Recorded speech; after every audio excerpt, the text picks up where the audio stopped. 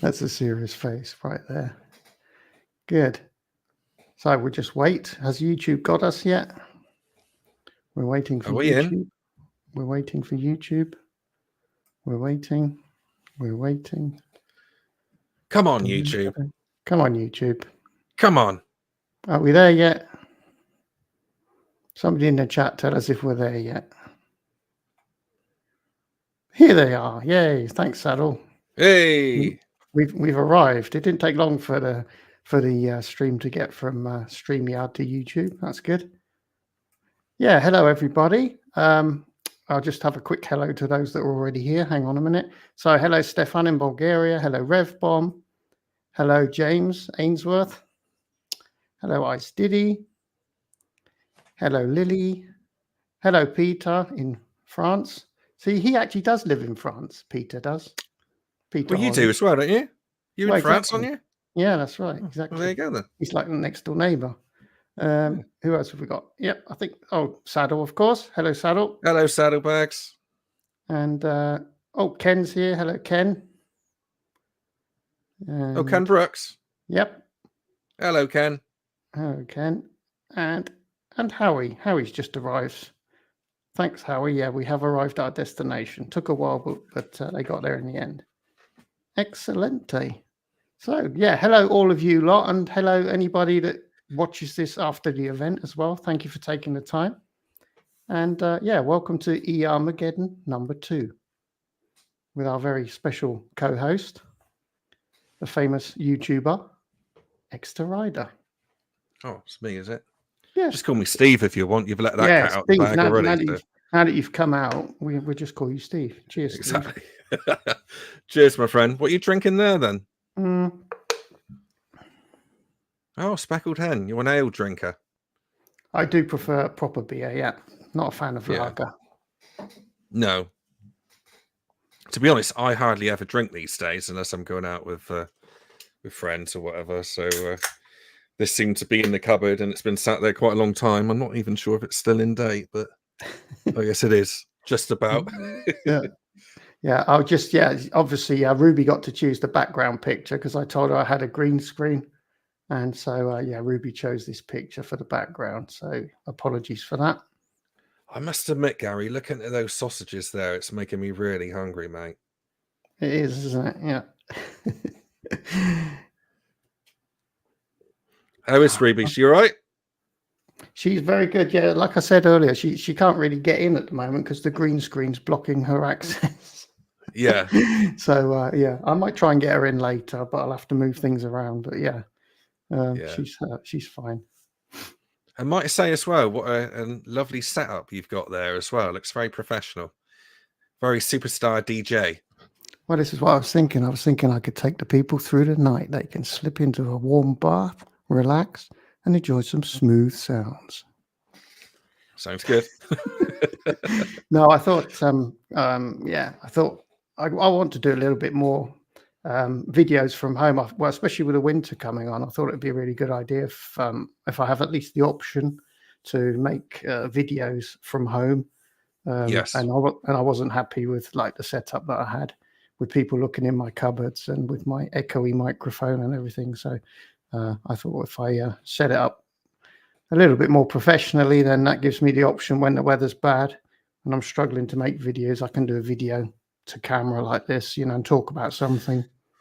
Yes, what people do. So, stuff like that. Well, that's the same as me, really. And it's good for voiceovers as well, isn't it? That's what I was just like to say. Yeah, it's good then because I always used to struggle doing voiceovers because I used to have to do the recording of the voice in a software, audio software, and I had all sorts of presets set up, and every time I went in, the sound was terrible, and I just used to spend ages messing with the presets to try and get the echo out, and so basically with this setup, you don't really get much echo as long as you're near enough to the mic, even in this terrible acoustics room. It sounds quite good. So I was happy to invest a little bit in my home studio because I think, especially this time of the year now, I might struggle for videos a little bit. So either I can do old footage and I can do a voiceover and talk about something, or I can talk about new bikes, whatever. So If I get It, stuck for it a opens video, new doors, doesn't it? Yeah. it does. Yeah, it's just it's going to take the pressure off a little bit, hopefully. As Mhm. is doing the odd live stream as well. Yeah. Yeah, I must admit, I haven't filmed for about 4 weeks now, maybe. And God. because I'm fully into work mode again now. Now the summer's gone. I've had the time off over the summer to do filming, and now I'm back on it again. But I really miss it. I really miss being in front of one of those. Yeah, do you? Yeah, yeah. Something about it. I just sounds sad, but it makes me feel alive. You know, being in front of Yeah, one of these. especially when people keep walking through your shot. You love that, don't you? Not so much that. No. Honestly, that last outtakes video of yours, I was totally amazed by your patience. Honestly, you were so polite and friendly. So, no, carry on. Come on through. Carry on. Yeah, yeah. Well, at the end of the day, they have just as right, as much right to be there as what I do, don't they? So you just have to grin and Yeah, they bear it, do. really. But Yeah, but I thought it's you handled it very well, better than I would have done anyway. I did just it's gone, so difficult getting, any place where you think it's quiet, and it never ever is. It just people come out of the woodwork, literally. yeah, And it's just trying to find that place where it's nice and quiet. yeah, But yeah. I don't have that yeah. problem really. I don't meet many people when I'm out filming. No, I noticed that. It's so nice and peaceful over where you are, isn't it? Yeah, It's really yeah, nice. yeah, yeah. So, Ainsworth Rider James, he likes your Himalayan. Yeah, I believe that's a bike that you've currently got, is it? Yeah, I've got that till next week, end of next week. So I've had it for about 2 months now, I think, something like that. And Mm-hmm. yeah, and I haven't really put too many. Well, I say that I still probably put on about 400 miles, I reckon, on it. But compared to the bikes that I've had during the summer, it's not a lot really. But yeah, I've done a bit of off-roading with it with Ken. That was interesting. Fell in the hedge accidentally, and Right. all that. But you've been doing a bit of off-roading as well, haven't you, with your Himalayan? Yeah, well, we've just since mid-October we're allowed to go off-road again here in Andalusia, and yeah, back out on Norman. Peter says that Chard's new road layout makes extras look sensible. Do you know about that? Do you know what's going Oh on in no, I Chard? don't actually. Oh, right. Okay. You No. need to give It us more seems to be detail. going everywhere. Yeah. Yeah. Would that be has that got something to do with traffic calming measures or something, Pete? What's that all about? Probably is, because that's one of your favorite rant topics, isn't it? It is. Yeah. I've got another one Yeah. which I want to make soon, actually. I've Right, started good. doing all that Yeah, again. we do enjoy Next to Rider rant, as you know. See what Lily said as well about my death stare in the video when the lady went by and she Oh, took a photo of her thing. I oh was like, yeah. Yeah, I really enjoyed that 28-point turn as well that was going on in the background. That yeah, was wonderful as well. yeah. That's it. Yeah, it was Yeah. good. So yeah, so you're enjoying the Himalayan? Yeah, it's yeah. Like I say, I I mean, haven't been. because you've had a no, you haven't actually had one for test, have you? You had saddlebags one for a while, Yeah, that and went you've well. struggled to get over a low curb on that, but Yeah, exactly. Yeah, it kind of they're not good moves. at low curbs, are they? They're all right They're off not. road. They're just rubbish on low curbs. Exactly. Yeah, yeah. So is it, and in fact, judging by my off-road video, which will be coming up at some point, it's not too good off-road as well because I fell off then as well. So Oh right. Okay. Oh, yeah, well, but no, you know what? you're in good The company. Himalayan, it like you've said in one of your videos, it's very beige, isn't it? You know what I mean? It's Yeah.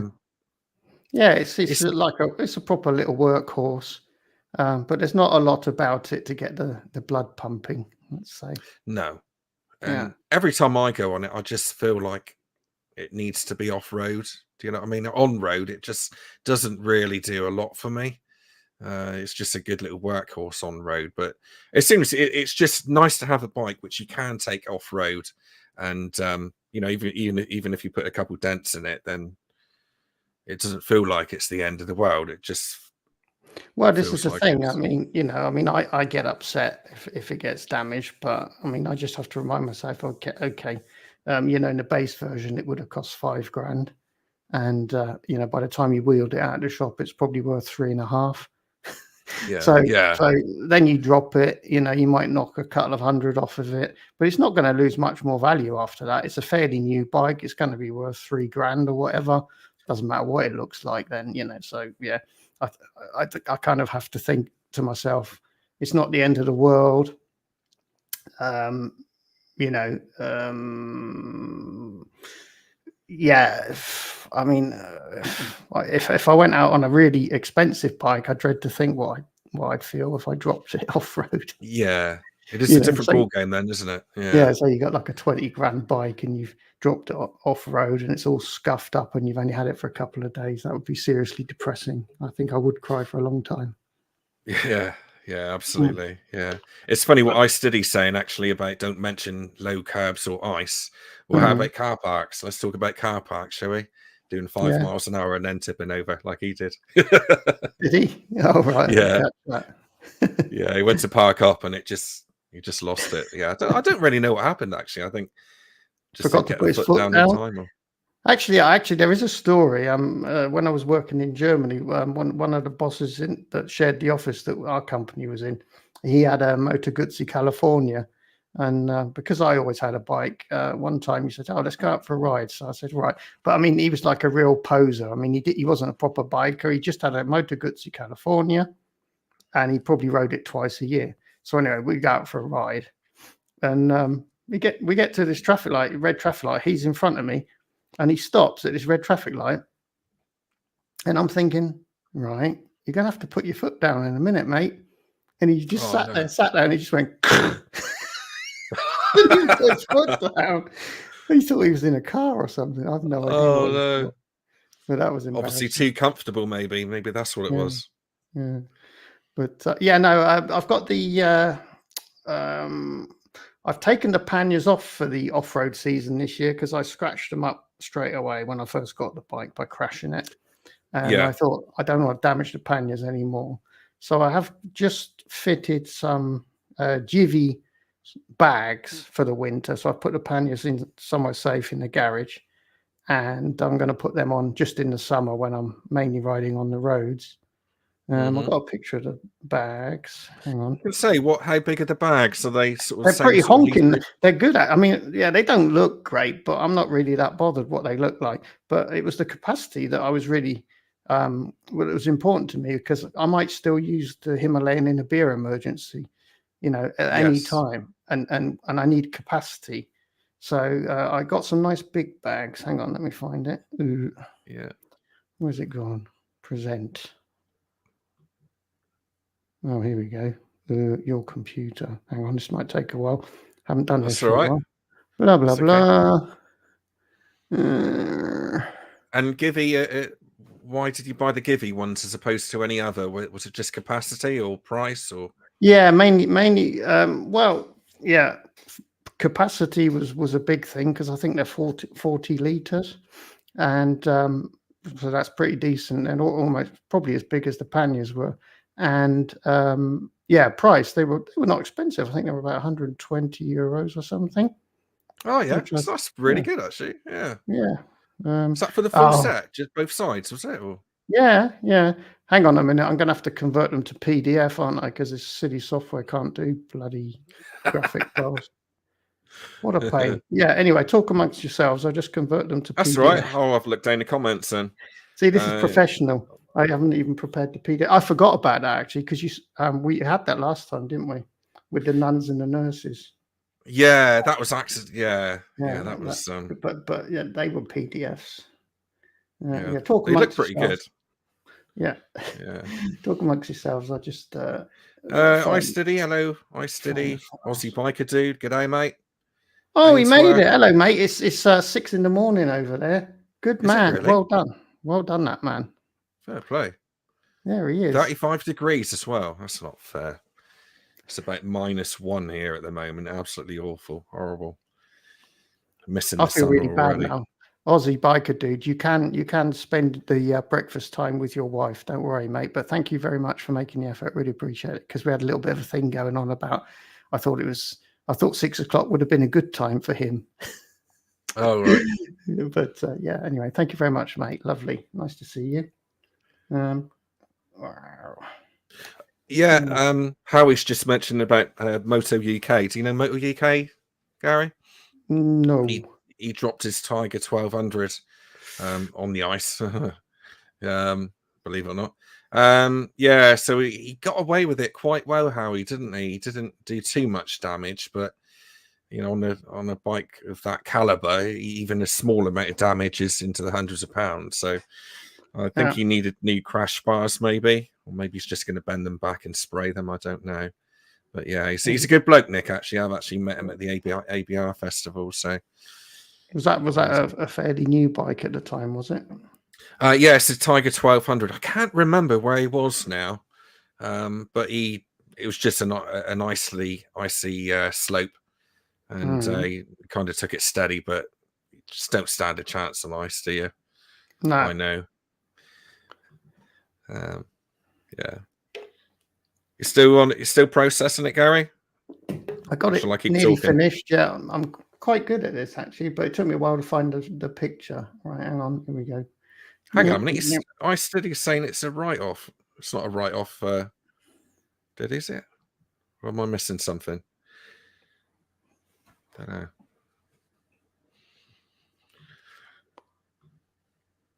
Yeah. I suppose if he's damaged something particularly expensive, it might be an economical write-off, I guess.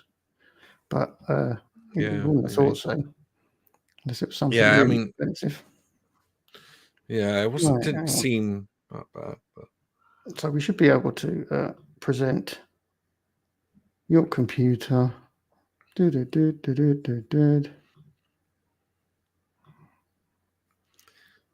It takes some setting up these lives, don't they? It's surprising how much you've got to do. And it's not really easy to navigate, I find, the StreamYard thing. And the worst thing is as well that they don't just take it like a JPEG. You can't just put in a JPEG. You have to convert it to a friggin' PDF before they'll even entertain the idea, which is... in this day and age, you would have thought they'd be able to sort something out there, wouldn't you?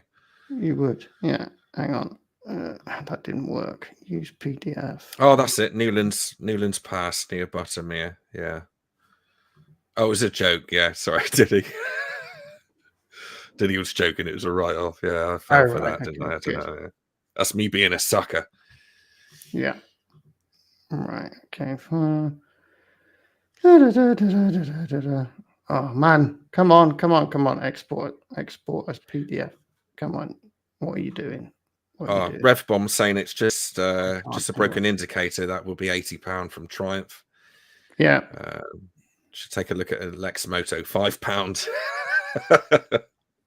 Blimey. Yeah, we want one that works, Dave. That's the difference. All right. I think have we got? I'm only joking. Have we got that? Yeah, because the problem I just had, I converted it to PDF. And it's done it again. Oh, is it? It's done it again. What it does is it rotates it like 90 degrees. So I have to rotate it and then save it. Yeah, talk amongst yourselves. I think we're nearly there. It should be simple, shouldn't it? In this day and age. It should be. Yeah. Hang on a minute. Good God. What bikes am I reviewing? Saddlebag said at the moment. I still got the 411 saddle, and I haven't got anything booked in at the moment. I've got more Enfield stuff coming next year, but that's not. It's nothing solid in at the moment. So at the moment, I'll probably try and take out the GS 1300. Probably January that'll be. And then this month I need to get another one in anyway. So I've got a chance of doing a Suzuki. It's not going to be a full review or anything. It's just going to be a ride. So I might take out the 800 DE. That's a bike which I really enjoyed. And as you know, I tried it at the ABR festival and my camera buggered up. So yeah, so I'll probably maybe a Kawasaki as well. See what I can get in really. But yeah, it's gone quiet now. But I've got about 5 videos to edit, and they're big edits as well, sort of 2 to 3 day edits. So trans out, and Are you what else is there? still busy for work at the moment then? Because you said you were too busy really to be doing many videos at the moment.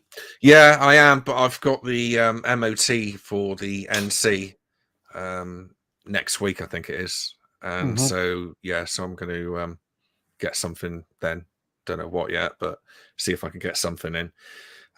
But yeah, I just to be honest, I've the job that I'm on now in the day job, I should be finishing mid next week, so it's going to give me a bit of time to do something. But it just depends on the weather.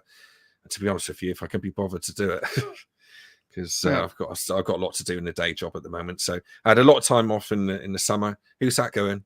That's going out to Blake's Pipes. Oh, hello, Blake. Hello, Blake. Yeah, so in the summer, as most of you know, I've had a bit of time off to do the videos, but now I've got to knuckle down and get some money in to pay the bills, stuff like that. So Hi, Derek. Derek Lomas from South Wales is here as well. Hello, Derek. Hello, Derek. Yeah, I finally managed to rotate the PDF as well, so now it's not standing on its head. So we'll have a quick. Yeah, so I fitted those at the weekend. Took the panniers off and fitted those. Yeah, I mean they look bigger than they are actually because there's a big shadow under the bags. But yeah, they don't look too bad. And I think it looks actually really good. Yeah, they got the capacity of the panniers, so I can get, in a beer emergency, I think I could probably get 8 liters of beer in the 2 panniers, no problem. Or a sausage. Oh, yeah, or indeed. Oh God, don't tell Ruby. That's a lot of sausages. It is a lot of sausages. Yeah. No, it looks really good. That actually, I think that kind of looks better for everyday use than what the big ones, doesn't it? Yeah, I mean, I'll probably do a little video about them. They're really nice bags. I was surprised that they were only 120 euros actually, because of the capacity and because of how many features they've got. And yeah, apparently they're a bit of a safety plus as well, because apparently these metal panniers can break your leg if they fall on your leg. Yeah, quite often, they land on your shin bone, and because of the point loading on the angle, they can do your shin apparently. So I thought if I'm going to be doing a lot of crashing, I'd rather have that land on my leg, and that's got some give in it. That'll give. It'd be like a nice cushion when it falls on me, and yeah. Also, I won't be scuffing up my panniers anymore. It'll be a fracture instead of a break. Yeah. No, that's good though. And what about that tank bag? Did you get that at the same time, or the tail pack? No, I've had that for a while. I've had that. That's my Q bag. Yeah, that was dirt cheap as well. That was 20 some odd euros, and that's a really nice bag. And it's got like a zip at the base, so you can unzip it. You just leave the base on the bike, so you can take it with you. So that's the sort of ideal bag for putting your wallet in, and your bike paperwork. And then when you stop somewhere, you just unzip it and take it all with you, and leave everything else on the bike. So all your valuables in there, and then you're sorted. Really, you just take it with you. Cool. Have you got many bike calves over there, Gary? Sorry? But like bike calves or bike places? No, this is where I'm very envious of the folks in the UK, because we really don't. And so obviously in the UK, like any biker cafe, it's a destination, isn't it? It's somewhere to go, Yeah. And I kind of struggle sometimes for a destination. Most of my rides are just going away from home and then coming back again. There's not actually a destination along the route. So I kind of miss that. And obviously, I miss kind of, obviously like the excellent bacon sandwiches or sausage sandwiches and the stuff that you get over there. I mean, it's not the same if you go into a Spanish bar, you get a coffee, and then you might get a tapa. It's not funny little bits of bacon that they give you. Yeah. Yeah. No, they don't have great bacon over here. But anyway, no. So I'm quite envious of that. I mean, I know Hippo Drones. He's always off to some cafe or other, and I'm going to do a Hippo Drones inspired video at some point, which is like kind of my equivalent. It's the nearest thing I can do to go into a cafe. Yeah. But yeah, I do envy the British riders for their biker cafes that they can go, and it's kind of a meeting point, and it's just a focal point, isn't it? I know somebody, for example, I know that James Ainsworth Rider, he's almost always meeting up with friends at a cafe as well. So it's a bit of a thing over there, and yeah, definitely we don't have anything similar over here. Certainly not where I am. Probably I would imagine in the outlying areas of large cities, you'll probably get something like that. I guess possibly like outside of Madrid somewhere. There might be somewhere because they'll have a lot of people with bikes that are just looking for a cafe to ride to on a Sunday. But yeah, out here in the sticks, there's really just your normal Spanish bars. That's all you'll find. Yeah, I mean, to be honest, it's only been a kind of recent thing over here. Well, certainly in where I live, we've got two big ones down here. Well, maybe three big sort of biker hangouts, and it's only been for the last sort of probably since about 2018, I reckon, that they started to pop up, and they literally are popping up everywhere now. So it seems to be a bigger thing that seems to be expanding, which can only be a good thing, of course. So, yeah, but it's going against the flow a little bit, isn't it? Because apparently the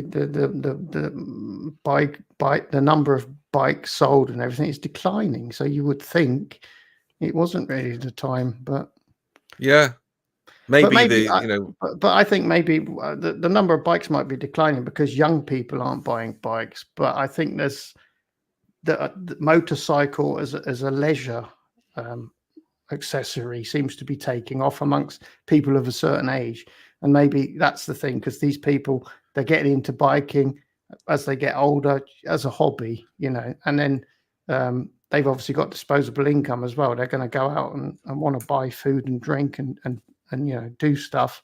Maybe that's so in total they might be selling less bikes, but that's mainly because the younger segment of the market is kind of declining, but it's being compensated by the fact that old geezers like myself are still buying bikes, and we're happy to spend money on bikes. So yeah, well, it's strange because my lad, he's 16, he's 17 in February, and he wants a sports bike at the moment. He wants a CBR 125 or something like that, which we just have to get past mum at the moment, so see how that goes.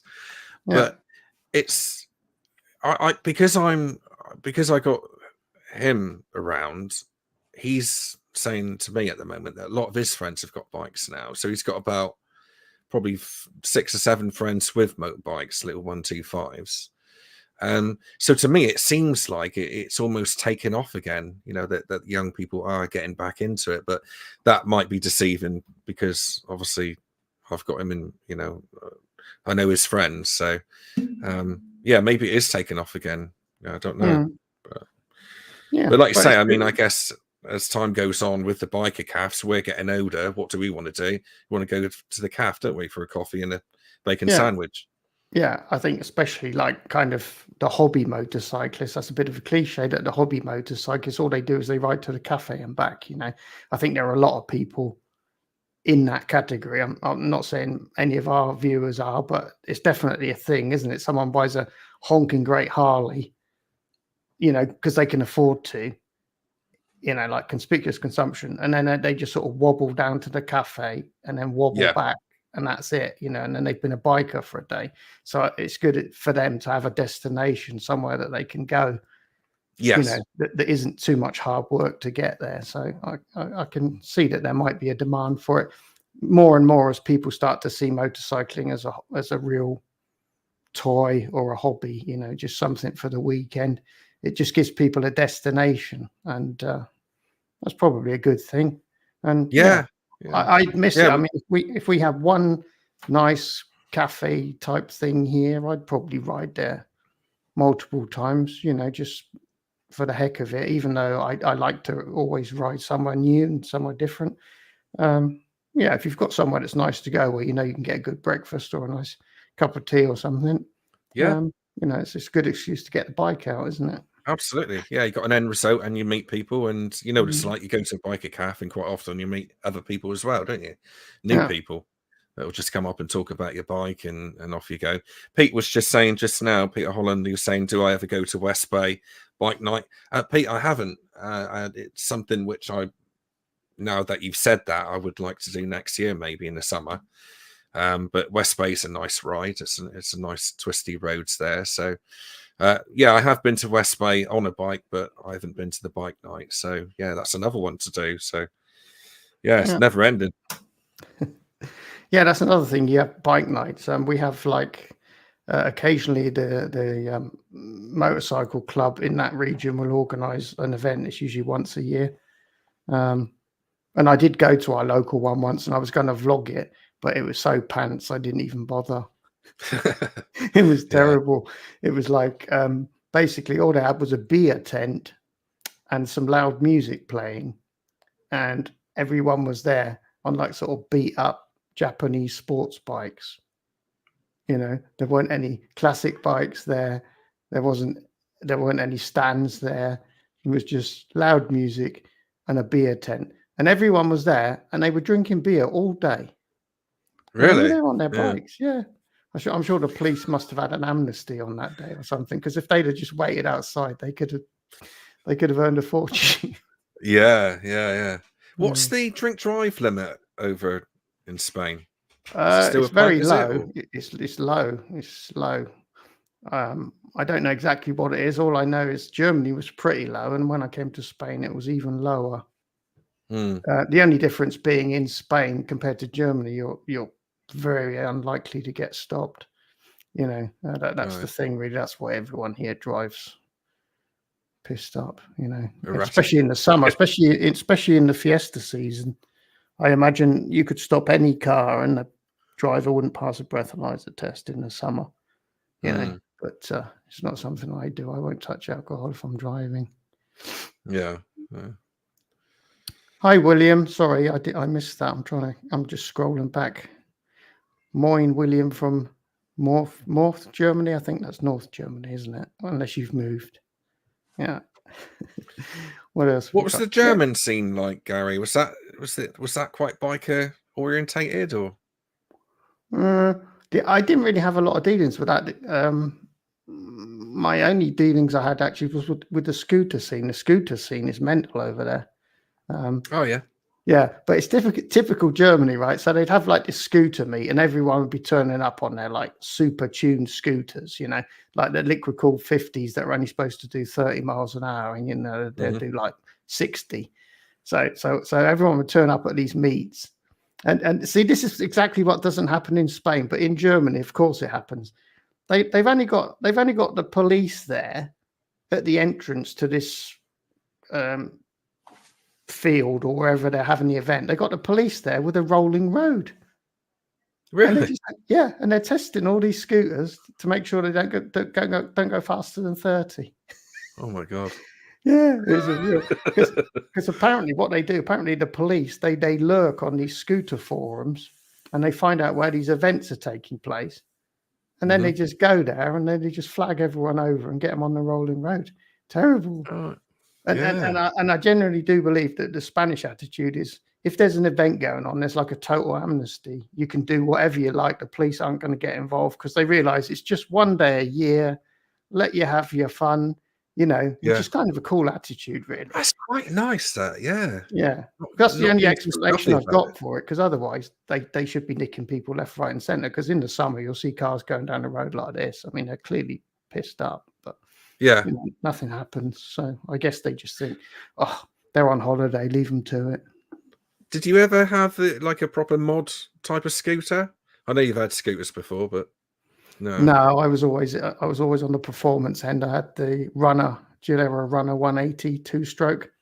Oh yeah, which I managed to get up to a ton. I think I mentioned that in the last show. Yeah, you did. Yeah, and then after that, I had an SR125 Aprilia, which I bought new, which was also good. I do about 75, so that was pretty good as well.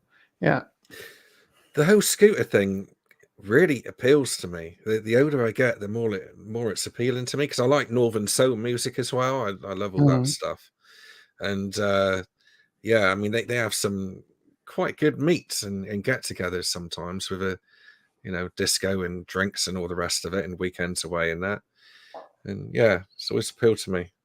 Ever since I watched what's that film called? Oh god, the scooter one. Quadrophenia. That's the one. Yeah.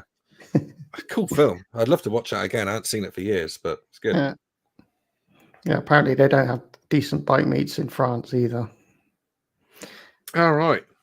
I think that's the great thing about the bike meets in the UK. There's always a good selection of classic bikes as well. You know, Yes. which I find much more interesting. I'm not really interested in people that have kind of tuned their like bog standard bike. You know, like run of the mill bikes. But yeah, some of these old classic bikes, to see them still in good working order is always good.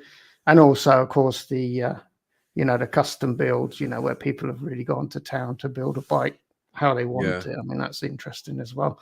But yeah, the couple of bike concentrations that I've been to, it's mainly just been hooligans doing burnouts on beaten up Japanese sports bikes. Yeah.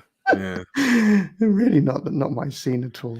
No, thanks. I've been to a couple. I won't mention the names, but I've been to a couple. What do you want to call it? Bike meets festivals. I guess it's like a festival day, shall we say? And I've turned up and I've gone there, and it's just not my thing. It's all choppers and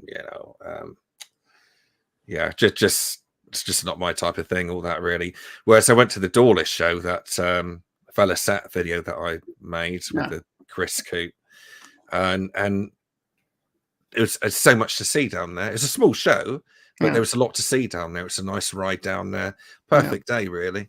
I think you get a really good mix of bikes at a British show generally. And over here it's very rare. I mean, Spain's history of classic bikes, what you do sometimes get is you get like these little like mobilette type things.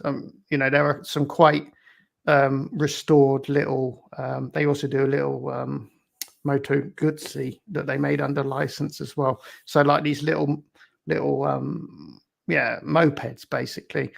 Those are the only old bikes you tend to see because obviously if you think back under Franco, like in the 50s or whatever, people probably didn't have access to bigger bikes. That was all they could get was what was made in Spain, and they tended to be these little mopeds. So the only classic bikes you tend to see over here are like these little mopeds, unfortunately. Whereas obviously in the UK we've got a great history of various marques that have made bikes for decades, so there's quite a wide selection to. Makes me feel very lucky, to be honest with you. Now you said what you said, you've really enlightened that actually. Yeah. So when you saw the Vela set then, which was a really interesting video by the way, and that guy was obviously a proper enthusiast, he knew all about them. I was going to ask you actually, what's your feeling on the classic bike scene in general? Is that something that you could see yourself getting interested in, or would you rather have a bike that just works? It's something which is sorry bike that works. And you're right, actually. I would. It's not something I would want to own, a classic bike, but I really enjoy looking at them. I love the simplicity of them. You can see what all the parts do and all the bits and bobs, and I like anything like that. I've also like steam, not steam trains, but anything that's powered by steam, traction engines, things like that. I've always liked that sort of thing as well. So I just like the simplicity. I like the classic looks, and you can tell that everything's been handcrafted rather than designed on a computer and zip-zapped around and scrutinized. I used to have a subscription to Classic Bike Magazine, and I was always really interested in the old bikes, and there's quite a few that I'd like to own, but I mean, I don't rule out the possibility that there might be some classic bikes that are really well sorted, and if you feel like going for a ride, you can just get them out of the garage, flick them on, kick them over, they start, you go, and you get back. There probably are classic bikes that are that good, but I think there's a lot of bikes that aren't that good. And so you end up spending more time trying to get the thing to run right than you do actually riding it. So I've always felt like I'm really interested in classic bikes. And I like the fact that probably from a mechanical point of view, there's nothing on there that you couldn't do yourself because there are no weird electronics or, stuff that's locking you out from fixing something. It's all metal, it's all moving bits. you should Yes. have a fighting chance of being able to fix something. So I like that idea, but I always thought for myself, I mean, that's kind of the experience I wanted with the Bullet 500 that I had, but it That went was wrong. worse than any classic probably, because that bike just never Mm. ran right from day one. But I think for me personally, it's something I could get into when I'm retired, because I think at the moment I don't have much time for motorbikes anyway. So if I've got like an hour a week to go for a ride, I want to go out and ride for an hour. I don't want to go out, spend half an hour trying to get the pig to start, Yeah. and then get 100 yards down the road and it splutters to a halt. And then I spend another 15 minutes taking the plug out, putting another plug in, trying to restart the thing. If you've got time, I think ideally you'd have a classic bike as a hobby, and then you'd have a bike for riding. So if you felt like going for a ride, you get the riding bike out and you just go for a ride. And you could go out and come back in the allotted time frame. And the classic bike's just something like you can tinker with it. It's always a project. There's always something that needs doing. And then when you've finished, you can run it around the block 3 or 4 times just to make sure you've sorted it and go, oh, that was good. I've got it running nice now. And then maybe just on a sunny Sunday, you might just be brave and take it a little further afield. But I think sounds like my BMW, but I never get it running right. I probably need 2 bikes. I'd need one for riding and one for messing about with. And at the moment, I haven't got time to be messing about. I've barely got time to ride. I ride once a week. So, I need to go out in the garage, turn the key, hit the button, and go. Off you go. Yeah. Me too. Yeah. Somebody who has got a really nice retro bike, I suppose you could say, is Ken Brooks. He's got a BMW R80 GS. And oh, mate, it's a beautiful machine. It's just... And he still uses it properly. He doesn't wrap it up in cotton wool. He takes it off out into the lanes, and it's just it's a beautiful bike to look at. It's just it's like mint, isn't it? In spite of the fact that he takes it everywhere, it still looks mint. It looks factory fresh. It's in good condition. It runs well. It runs really smoothly, and it's a beautiful machine. Yeah, really nice. Yeah, Blake, sorry. These are sausages. Ruby got to pick the background picture. I told her we had a green screen. And she said, oh, does that mean I can have a background picture? I said, yes. And then she said, well, obviously, it's got to be sausages. So, yeah, Ruby chose that picture. They do look nice. So I'm just trying to catch up with the comments. All right. Bike meets are probably happening here, but not something you can just pop to. Maybe hours away from country. Yeah. All right. Yeah. Saddle's got a new bike, hasn't he? Got a V-Strom 650. Has he? Oh. Mm-hmm. Oh, have you not seen the video yet? All right. Okay. I haven't got that one yet. No. Yeah. So he's got a new V-Strom 650. Good choice. Good choice. What's that in place of, or is that in addition to? He got rid of the Nomad, which is the VN 1500. So no, I love that bike in a sort of ironic way. It was so over the top. It was good. I thought it was lovely. I could see myself with one of those. Yeah. I think he had an itch that he wanted to scratch, and he scratched it, and and that was that. So, but yeah, that V-Strom that he's got is fantastic, and obviously you can put twinks on the back, and they can go traveling, and it's a nice bike for 2-up riding, going steady, and it gives him a few more options, really. Yeah. Oh, I see Quinn's here as well. No calamities yet. That's good, Quinn. Yeah, definitely keep it that way. Don't go anywhere. Just stay at home in front of the computer. Don't move. Even that's dangerous, isn't it? It could well be. Yeah. Hang on. Yeah, here we go. Shoop. What else we got here? Oh, yeah. Have you been? Let me have a look. Oh yeah. Oh, how could I forget? Hey, big topic, right? So we did the last one. We did that at the end of June, and since then you've had your summer of love. Have I? I missed it. I've probably forgotten about it. That's a problem. You've had your summer of love with the Meteor Oh 350. yes, Most unexpected. I couldn't believe it when you started going on about, oh, I'm loving it. It's so good. I thought, blimey. Yeah. really did. Yeah, I'll put 12. Well, we need to let them know what we're talking about. Have you got a picture you're going to throw up or something? Looked like you were looking for a picture then. No. I was looking for my No. beer. Yeah, so you're talking about the Meteor 350, aren't you? Yeah, I did Mm. really like that bike. And in fact, I've still got 3 more videos to come out on that one actually. So Mhm. yeah, loved it. And not only for me, but my lad as well, my 14-year-old lad, he loved it as well. And we went on lots of little trips out together down just exploring. And to be honest, I explored places on that bike which I wouldn't do on my own bikes, my bigger bikes, because it's just Easy to I don't handle, know what it wasn't it? is really. Yeah, It's it's just kind easy of to get on and off. yeah, Yeah. and like even if you ended up like, you know, on a really narrow track or something, you'd feel confident you could get the bike turned around without too much effort because it's just a Yeah. little dinky little bike, isn't it? Compared Yeah. to what you're Yeah. used to. Yeah. Yeah. Yeah, No, I really enjoyed it. I was really yeah, surprised. It was like kind of positive reinforcement because I thought maybe I'm a bit mad with my love affair for the Meteor. But then when you came along and you know you've obviously ridden so many bikes, you ride all the latest and greatest bikes, and for it to leave such an impression on you, that really meant something. So Oh, yeah, yeah, for every single reason that you can like a bike. I mean, it was comfortable, easy to ride, easy to pull out the garage. It was cheap to buy, cheap to run. There's not a lot not to like, really.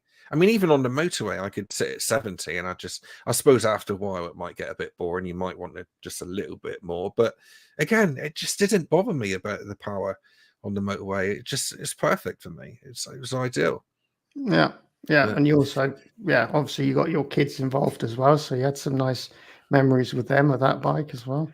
very much so. I'm not joking. My 14-year-old brings it up about every day. I reckon Are we getting every one? other Are we day. getting one? Are we getting one? Yeah, he said, "Oh, what do you want to get that for? Why have you got the Himalayan for? Get another meaty." Meaties are the best. Whoever Yeah, designed it is a genius. yeah. That's what he says. Oh, bless him. Yeah, he's right, of course. Yeah, Yeah. but yeah, I've mentioned it in the comments to various videos in the past, but I'm just putting it out there now for the record. I have offered, should Steve ever actually buy a Meteor 350, that I will throw in the chaps, and he Yes. gets to choose whether he gets the chaps with a detachable codpiece or not. I don't mind. You can have I them think with or without. I could attract a whole new market, couldn't I? And a whole new I th- viewer. I think you'd look great in chaps on a Meteor, I do cruising too. around Exmouth, Yeah. down the Yeah. seafront. Lovely. And I think all the people in the side chat would like to watch that as well, wouldn't they? See me with chaps and Detachable cod pieces. codpiece. That's the one. Yeah. No, You but know, the funny thing is, I don't even know what a codpiece is. I don't know what it is. do you I'll have to remember? search for that later. Do you remember the? Do you remember the group Cameo with the single word up, and the bloke had a red cod piece? I remember the song, but I Yeah, don't. it's kind of like it's kind of like a cup that you use in sport to protect your bits. Oh, okay. Yeah. Yeah, and it's like an accessory. So it's made of leather, and then it attaches to the top of the chaps. And Yeah. then obviously you can whip it off because it's detachable and surprise people. Yeah. Yeah. Looks like Saddlebags wants to see me with chaps and a cod piece anyway. So looks like he's judging by the comments there. Hang on, I'm right. I'm not at the bottom yet. Hang on. Oh, hello, Stefan. Yeah, it's, Ruby got to choose the background image. It wasn't me. I don't mind. I do like my Bratwurst, but yeah, that was Ruby's choice. Hang on. So where's? Oh yeah, kudos to Ken for keeping his GS so nice. Definitely. Yeah. Lovely bike, and he Yeah, really knows how to ride it as well. Goodness me, he's awesome. He does. He's a top bloke. We're Yeah. very, very lucky to have Ken around. He's Yeah. good, Oh, hang on. good bloke. Oh, I see. You're being sarcastic. Saddlebags doesn't want to see you with a detachable codpiece. No, I don't know Oh, what his hang problem on. is, but I It's think not that's very nice, is it? no, and I think you'd look very dapper in Thank you. chaps on a meteor, cruising the streets of Exmouth with your bandana on and your shades. Absolutely. Yeah. That's definitely YMCA and all that. that's you, definitely you. Yeah. Oh, Quinn's listening in the car. Blimey, that's dangerous, Quinn. Just pulled over in the Yeah. car to say, "Go for it, Steve." Oh, blimey! Just He's probably on the way back from St John's. He said he had St John's tonight, so he's probably on his way back from that. oh right. Well, drive carefully, Quinn. We don't want any calamities. Not on my shift. Saddleback's a bit like a sporran, but nothing like a sporran. Yeah, sort of, kind of. Yeah.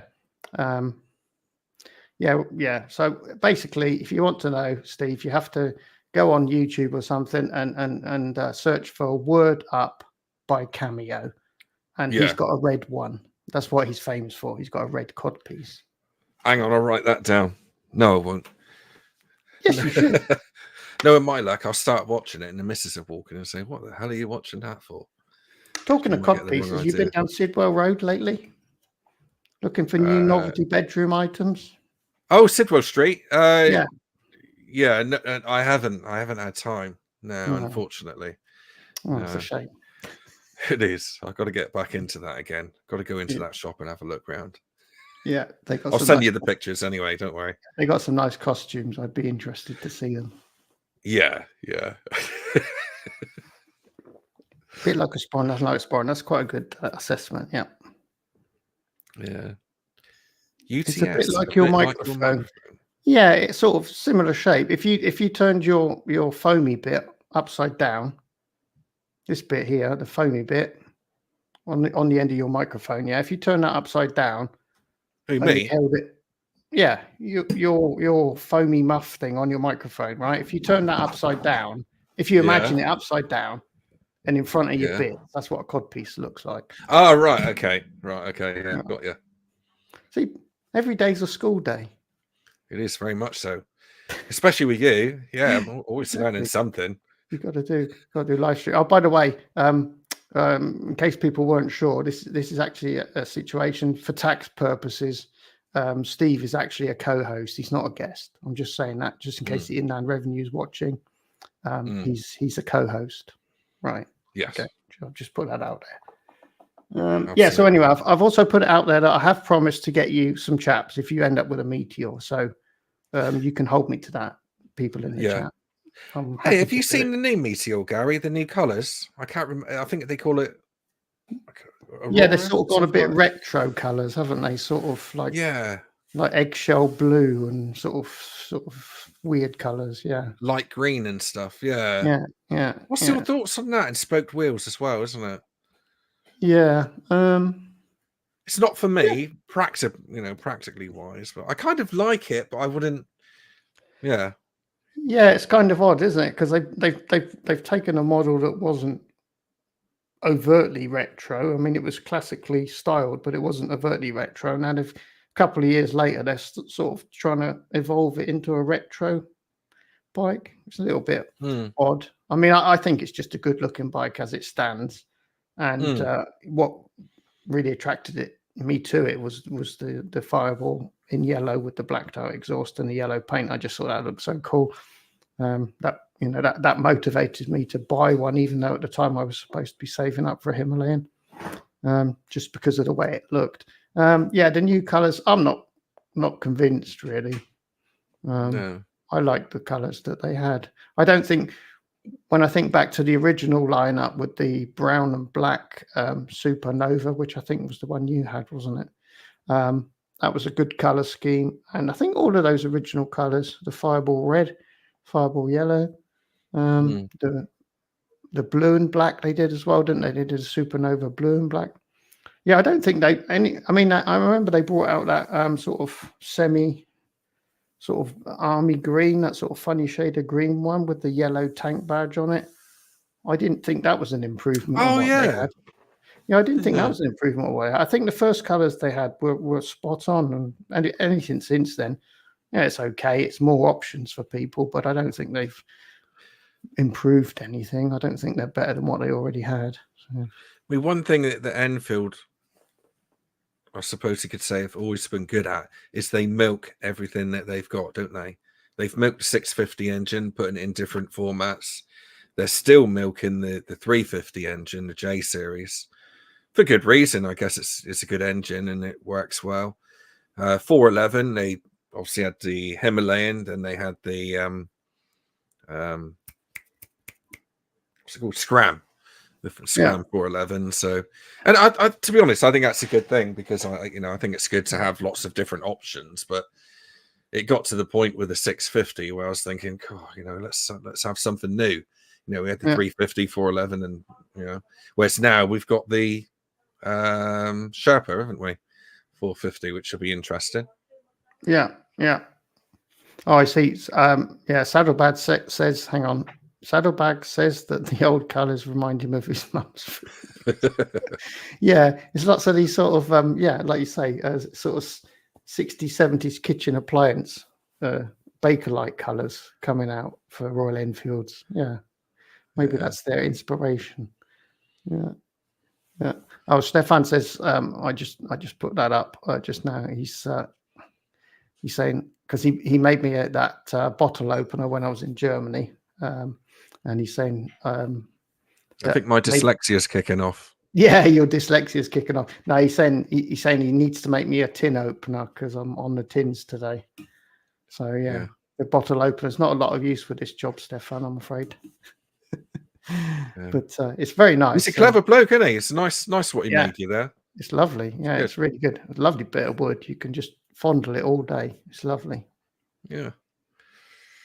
Well, a man needs a hobby, especially a single man. William says, does Exeter Rider remember the Fine Young Cannibals? Yes, I do. With custom scooters in the music video. Oh, right. No, I can't remember the video. I like the songs, actually, that they made, but I don't remember the videos. I have to have a look at that. I have to write that down. Fondle. It's a good word, isn't it? Fondle. I like it. Fondle. Yeah, it is. Fondle. Yeah. Expresses the sensuality of the touching of an object. Yeah, it's a good word. You're getting me going here, Gary. You need to calm down, mate, because it's getting me excited a bit. Steady on, Steve. Keep talking. No. There was something else I wanted to ask you. Hang on, let me go to my crib sheet. Oh, I got a question. Yeah. Thoughts on Himalayan 450? Still the same? Actually, that's also on my list. Yeah, sure, we can do that. I got to say, actually, I'm very, very pleasantly surprised by the prices, if they're actually correct, that are being quoted. Yeah. Stuart Fidingham has put the prices for Europe out, and he reckons they start at €5,900. And 5950, rising to 6,500, which is really good because so if you say, right, you can get the base model for 5,900, bearing in mind I bought Norman for 6,000. Yeah. And admittedly, Norman was in the adventurer spec, so it had the cases and the engine guards and everything with it. So it was €500 more. So basically, the basic Himalayan at the time, I think, was 5,500. So if the new one's coming in at 5,900 in the base version, that's really a great price because it's a lot more bike. It's double the power. It'll probably show a suspension. Be a better bike all around. And I initially thought actually that they would start at 6,995.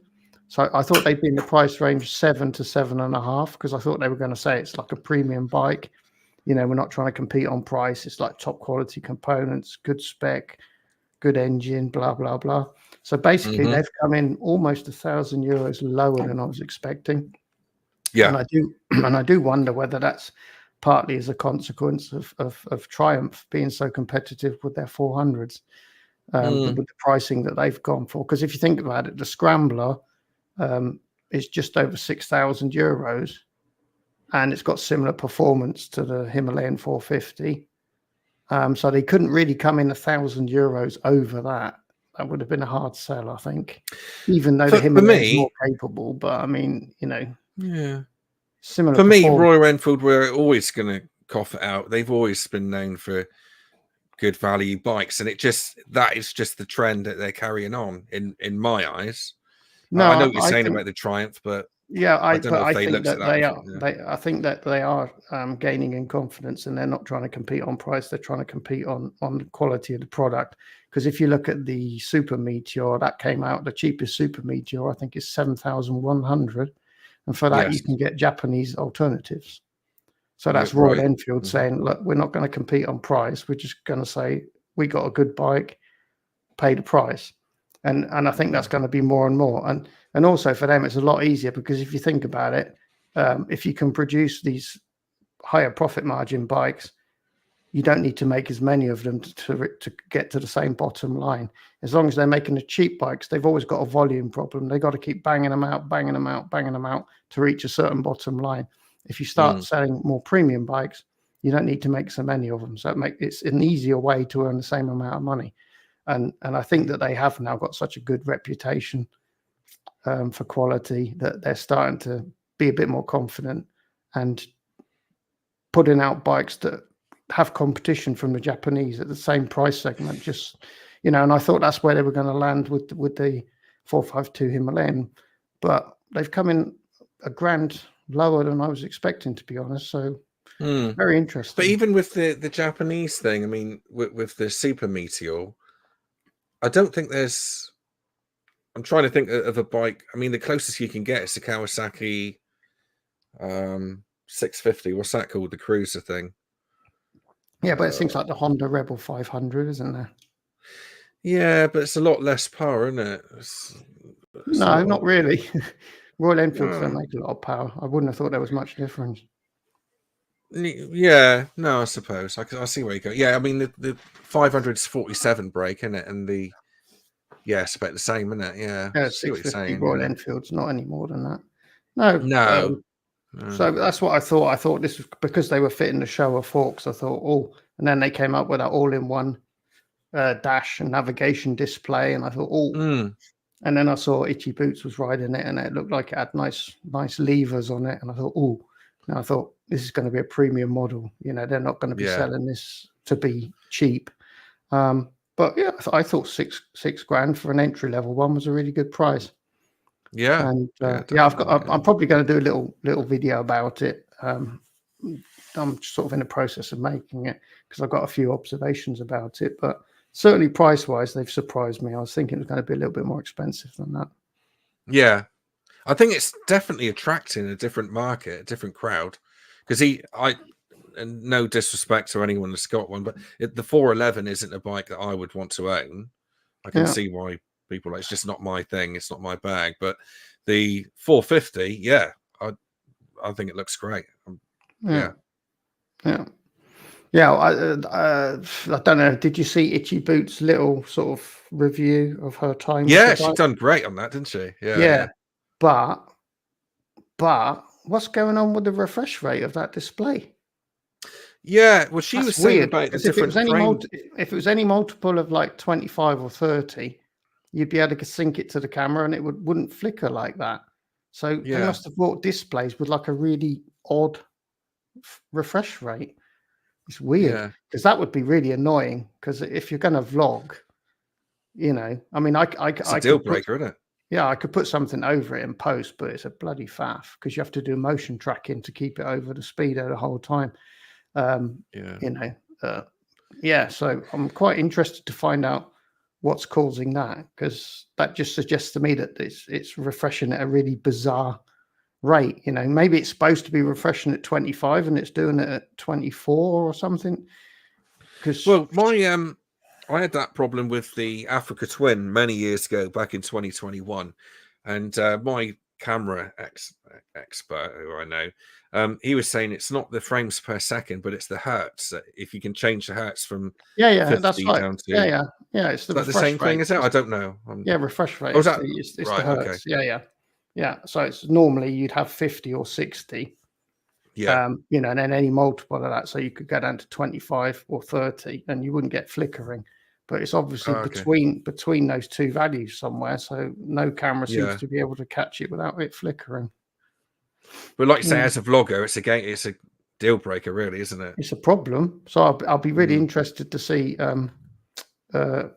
if they change something. You know, if there's a resolution to that.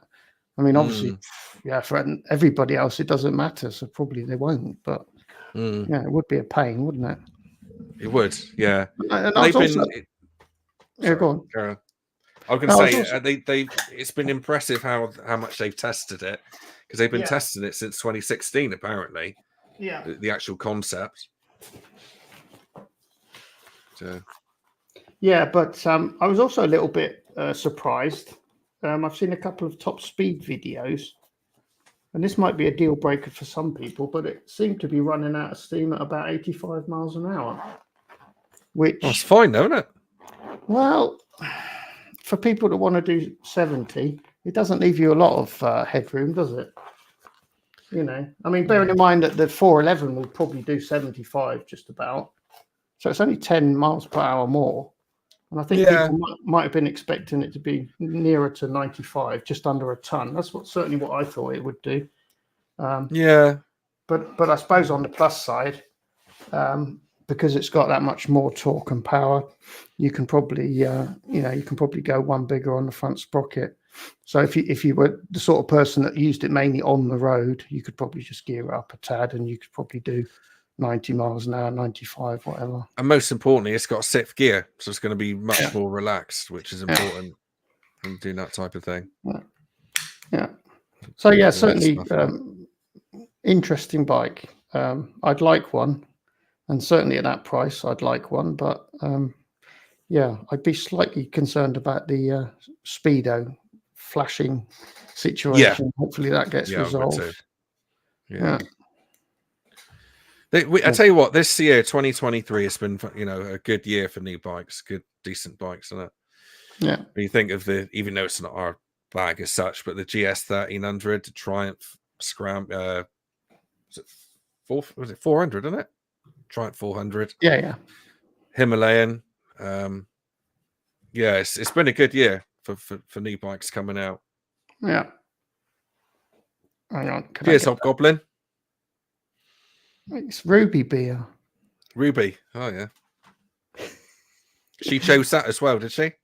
No, she's a dog of many talents. She can also brew a good beer. Yeah. No, Peter, you haven't missed anything interesting at all. It's been rubbish. It's been rubbish. Yeah. The first hour we've just been warming up. Yeah.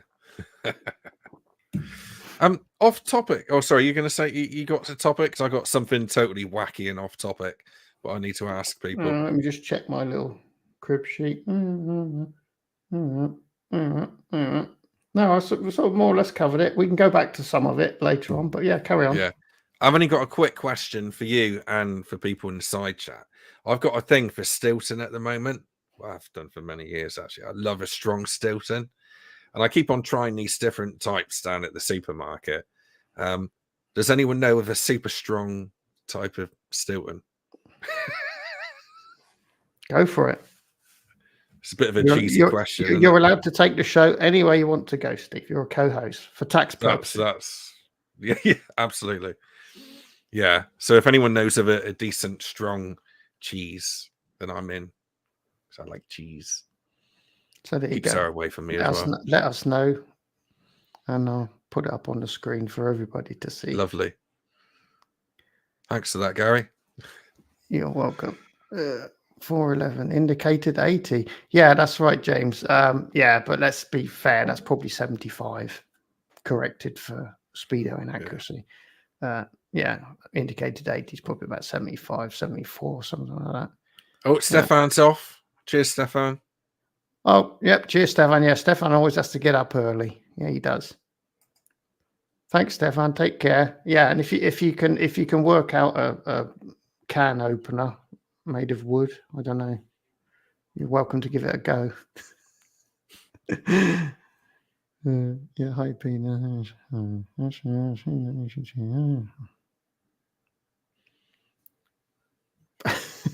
Saddleback says, I've seen 80 on the Speedo too, probably about 57.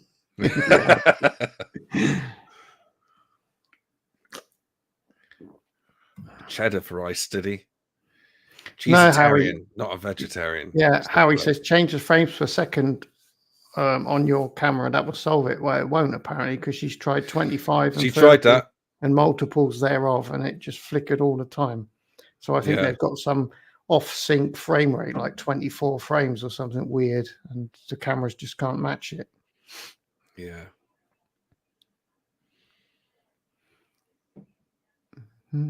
Stilton might be an age of cheese issue. Yeah, I got a thing for Stilton at the moment, and I'm with Ice Diddy. I'm a cheddar man. Oh yeah, yeah, because there's so many different strengths of cheddar and kind of nuances of cheddar. I think there's something there for everybody. You know, whereas Stilton can be kind of a bit over the top. You know, even at the entry level, if you don't do the mold flavor, it's just not. You're just not going to get on with it, are you? No. And I mean, as a kid, my dad used to like it. I used to look at it and think, oh God, that's absolutely disgusting. But now I've turned into me dad. So, well, not literally turned into me dad, because that probably wouldn't be a good thing. But yeah, you know what I mean. Yeah. Quinn, have you arrived safely at home yet, or are you parked in a ditch somewhere? Could you just let us know, because we are concerned. What 3 words, Quinn? Yeah. Give us your location. We'll let the emergency services know. Now, hopefully he's arrived safely home. Oh, hello, Simon. Quinn's the sort of person who'll probably do what 3 words, and it'll probably come back saying, I have no idea where you are. Yeah. That'll be his luck. Page not found. Yeah. Oh, Saddle loves the crunchy crystals in mature cheddar. Are you sure that's cheddar, Saddle? You're saying it's something else that you're not munching into there. I bet he gets the good stuff. You know? Buffalo blue. The thing you have to bear in mind with Saddlebags, he probably gets the good cheddar. You know, the really high quality stuff. Because I mean, you know, he's Cornish. Obviously he's operating in a whole different level to us, isn't he? You know, you only got to look at the number of holidays he takes per year to realize that. And it's always sunny as well. Yeah. It's lifestyles that are rich and famous with him. Yeah. Oh, Ken Brooks, yeah. Quick's Cheese at Newton St. Sides used to do a good Stilton. Yeah, that's a good shout, actually. Colton Bassett Stilton. Stinking Bishop as well, Lily was saying, which I can't seem to find anywhere, but Wisconsin cheese cards are amazing. Funny, isn't it? A motorcycle show, and here we are talking about cheese. Yeah, and also cod pieces. Cod pieces as well. Yeah, I mean, taps.codpiece.stilton. There you go. That's probably your dream website. You'll find everything you're looking for there. Brilliant. I'm going to buy the lot. Yeah. What does Peter say? Hang on, we'll put this up on the screen. Oh, hang on. Saddlebags laughing. There we go. Not sure how all this cheese thing started, but I like brie. Somerset, obviously, with grapes, red, and a glass of Merlot. Yeah. That sounds like proper shed fare, Peter. That's the sort of thing you can enjoy in your shed at your leisure, looking at your bikes. Nice one. And I study is saying that Somerset cheddar, which was actually made in Devon. That's where it was founded, Somerset cheddar, believe it or not. But, what? No, I'm just winding them up. You wouldn't have allowed that to persist. They'd have been down on that like a ton of bricks. Yeah, it would. Yeah. Yeah, but no, cheese. Thanks for your thoughts on cheeses. We seem to have a lot of cheddar fans on the chat. I think the Stilton fans are in the minority at the moment. What I like to do is I'm terrible because we get shopping delivered and that, but if I go to Sainsbury's or whatever, I'll go straight to the cheese section, buy a Stilton on the Friday, and by the Monday it's gone, because I like to get it like a sandwich, put it in the microwave for like, I don't know, 20 seconds and just melt it just the right amount. Yeah. And then by the end of the weekend, I've killed the old lot. So Yeah, we've got some good cheese talk going on. Here you go, Blake's Pipes. He can talk for hours about cheese and pipe tobacco, motorcycles, and running. There you go. His videos are really good. The way that he's really good on camera, isn't he? The way he just talks into the camera, Yeah, and puffs on a pipe. It makes me want to start smoking again. Yeah, I've given up for the last 7 years. So I don't smoke. I've spoken to him in the comments about this, but I don't actually smoke, but I do own a pipe, and I did give it a go for a little while, just as a kind of a relaxation thing of an evening with a whiskey or something. And yeah, but it's hard work. It's not as easy as it looks. You know. So if I keep doing that, there's a fly that's been in here since the beginning of the show, and it just won't go. It was here when we did our sound check. Yeah, he's a little bugger. Yeah. No, pipes, like you get a new pipe, you got to run it in and everything. You got to burn it in, and it's a right fast. Yeah, and the bloody things keep going out, and then you have to relight them, and then when you're done, you have to take it all apart and clean it all out for the next time. Oh, it's right. Why do you have to run it in then? Why do you have to run in a pipe? What I don't know. I guess it's just like the way they come out of the factory, that the bowl itself on the inside isn't really conducive to good smoking, and it just takes a while for you to sort of burn it in. I don't know, but yeah, it was certainly more of a faff than I was expecting. And in the end, I kind of gave up with it because I didn't have the time to faff about with it. I thought, oh, when you're having a glass of whiskey, you can have half an hour, you can have a pipe going, it smells nice. You save money on air freshener, and yeah, but then it's not, because by the time you stuffed it and set light to it, and then it keeps going out, you end up sitting there for like 2 hours just trying to burn what you've put in the bowl in the first place. Getting utterly hacked off. Yeah, no time for this. I didn't inhale. Running your fingers with a lighter, and yeah. I didn't inhale, by the way, because I'm too weak for that. I just coughed my guts out, but I just used to like puffing it in and puffing it out. But you don't inhale it, do you? With pipes? I guess if you're hardcore enough, you can, but probably a lot of people don't. Oh, I probably would do. I'd end up coughing. Yeah, you know what it's like though when you quit smoking. If you start something like that, it just takes one sort of. Well, yeah, it could do. I mean, I've never smoked, but yeah, if you're a cured addict, might be best if you didn't. Yeah. Yeah, no, I don't want to start that crap again. Yeah.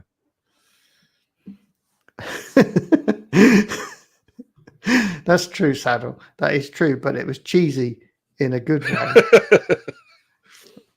It was good. It was kind of like, it was like an ironic purchase. I liked that bike. I thought it was funny. Quinn, you still haven't told me. Have you arrived home yet? He's still posting on here. I'm guessing he has. He's not going to be doing all of this typing while he's on. Oh, is Howie going now? Are you off, Howie? Or is Howie going? Oh God, I'm so far behind. Oh right, yeah. Cheers, Howie. Cheers, Howie. I have to keep scrolling backwards and forwards to keep up. Sorry about that. Yeah, thanks for coming along. Thank you. Are those chaps in the picture actually a part of this? What, you mean us two? No.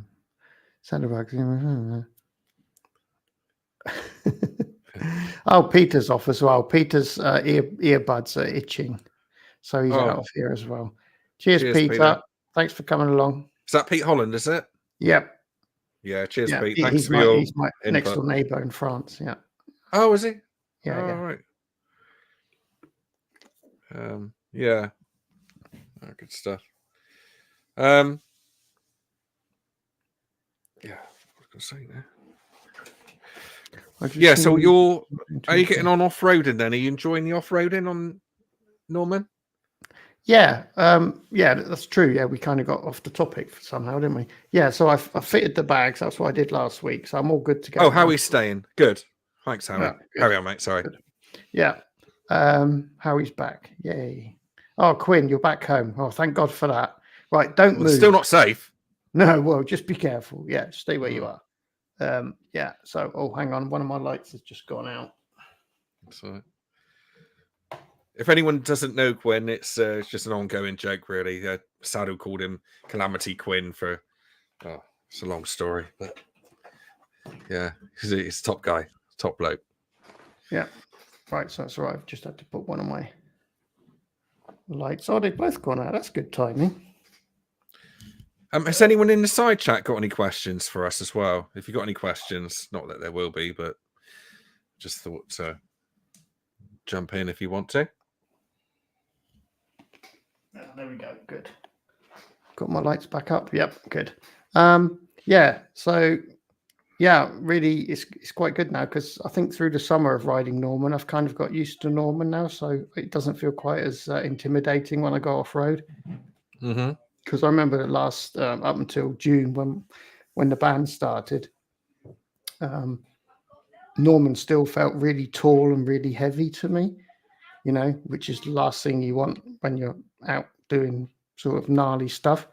But over the summer, he's kind of shrunk in my own sort of feeling, of when I'm out on the bike. He now feels quite small and nimble and not intimidating at all. So I'm finding that now that after a whole summer of riding, now when I go off road, it's not half as scary as it used to be. So yeah.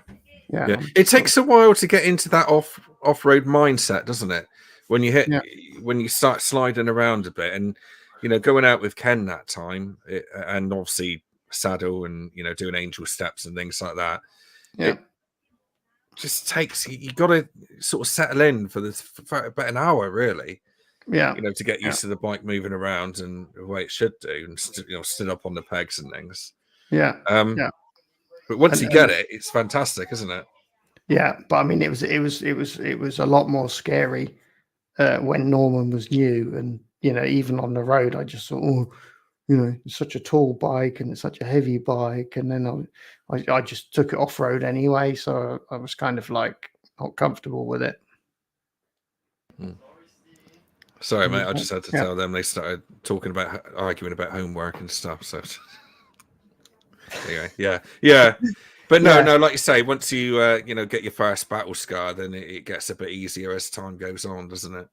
In some ways. Well, I mean, that's the thing. I mean, I took it off road like straight away, as soon as I got it, and at that time I wasn't used to it at all, so it still felt like a big, heavy new bike, and so it was quite intimidating when you got into a sketchy situation with it. But now I'm a lot more relaxed, and also I've proven now that if it does fall over, I can pick it up again.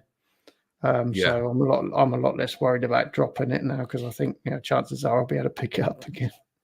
Yeah. Howie's saying, when was the largest capacity Royal Enfield made? Oh, right. An Ainsworth rider is saying 1907 V-twin 1000cc. Wow. Yeah, I think he's right. Yeah.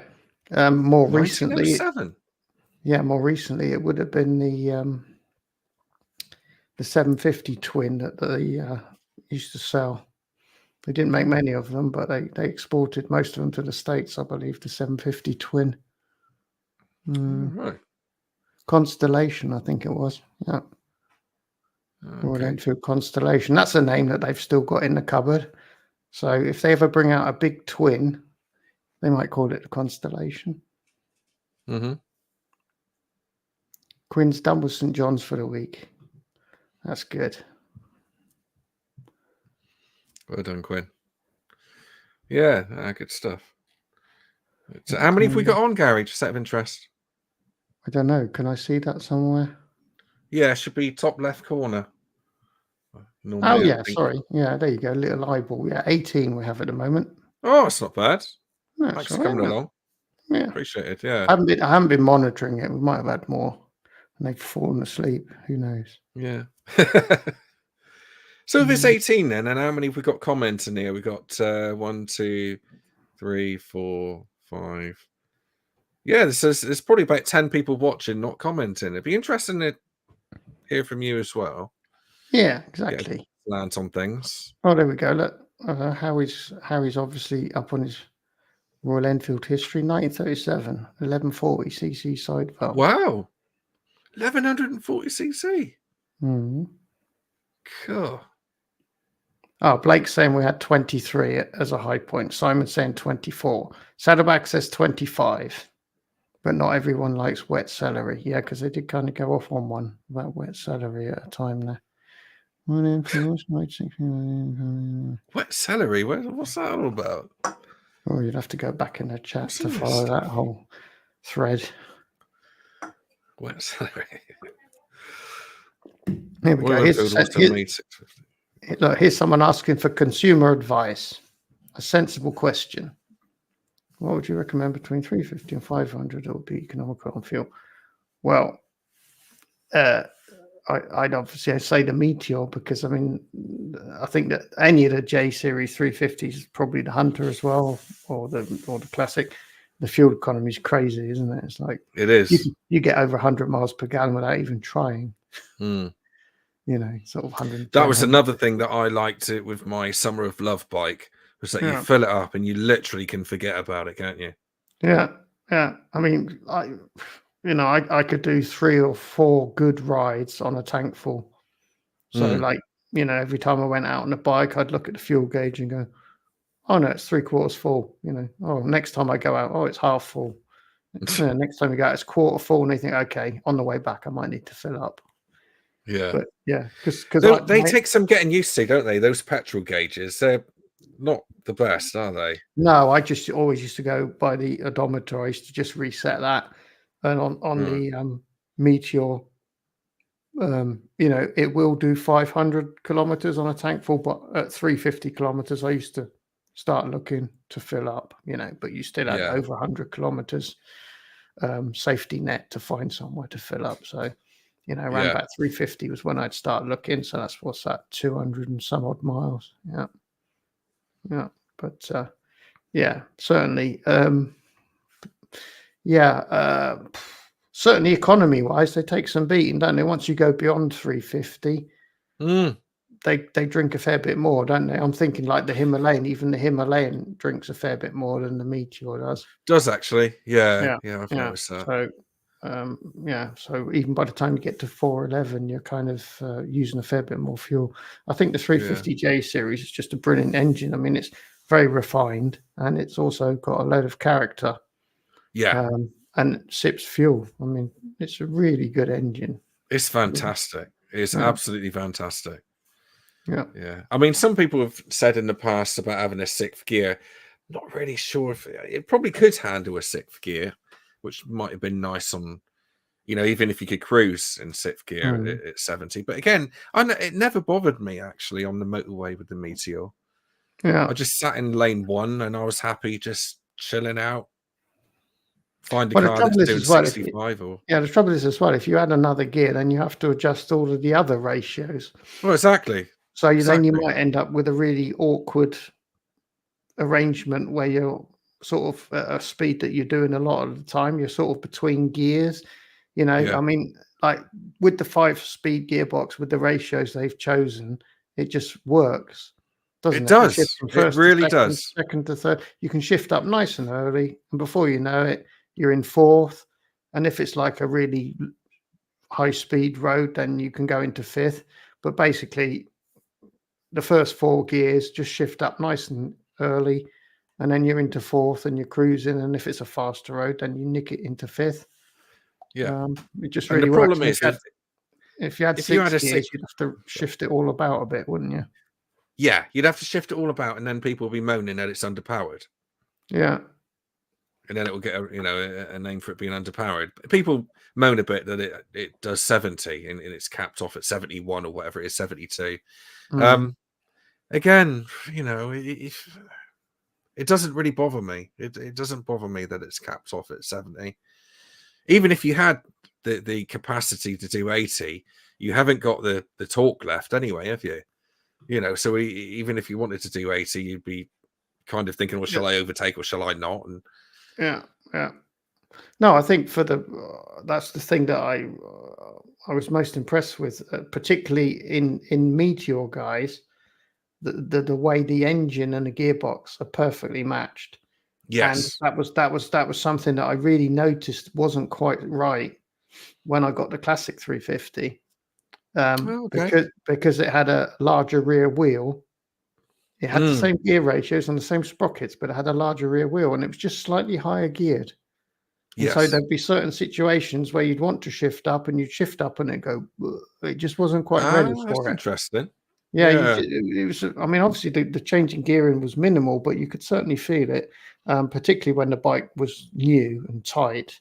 Once it got past 3,500 kilometers, it was kind of no longer much of an issue. But you could certainly feel it when the bike was new that the gearing wasn't quite right. And I never had that with a Meteor from day one. It was just you could shift up nice and early, and it would deal with it. Yes. And you'll find that if you ever get to try the Hunter as well, that it's utterly different again. It's got loads of power sort of low down, but when you get to the motorway, it kind of sort of above 55, 60, it starts to peak out. It's not got a lot of so much power left there. So, but like you say, I think with the Meteor, with the it was 18 on the back, isn't it? And no, it was 18 on the back and 19 on the front. Is that right? 17 and 19, is it? So 17 Yeah, and 19, is it? yeah, it might be 18. Yeah, there's a different. No, I think it's 7. No, it's that's right. It's 19 and 18, and then the classic will be 19 and 19. Yeah, so they're the same size on the classic. The same, yeah. But they got it absolutely spot on, haven't they? For that engine, for the gear ratios, everything just works really well in the Meteor. Yeah. They've gone. Apparently, they've got in the chat. They're on about hello now. Oh right. How did they get to that? I don't know. They've gone there from wet celery or something. I don't know. We'll be talking about cheese next. Yeah, or cod pieces. Or cod pieces. Yeah.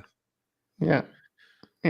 So, any bikes that are on your horizon that you're particularly looking forward to testing?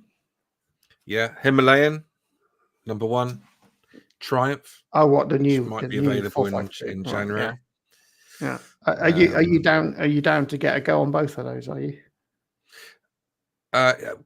Not the Triumph, but the Himalayan. Yeah, should be possible. What's the deal? What's the deal with Triumph? Do they not lend you bikes currently? They do, but it's a bit hard work my end, really. I have to contact them, and then they have to find a space for it. I just haven't got that relationship with them like I have with Enfield. So have you got Enfield have been sorry. Have you got a dealer for Triumph that you can sort of abuse for that job? Yeah. So I'll probably just go to the local dealer, take it out for a day, and do that. But I have to say, Enfield have been absolutely brilliant to work for. When I thought I had that Meteor, I mean, I've got a video coming up of my last ride of the Meteor, but in fact, it's part 1 of 3 because I thought it was going to be my last ride, and it was after 3 weeks, and they didn't actually tell me that I could have it for 2 months, but I ended up having it for 2 months. So, so I've actually got like a last ride video, then another sort of last ride video. I can't remember what I called it now, and then a 1,300 mile review as well at the end of it, which is when I knew it was going back. So, lots on the channel to come. Yeah, that was a pleasant surprise, wasn't it? When they, what was it? They came to pick up. What bike was it? They came to pick up.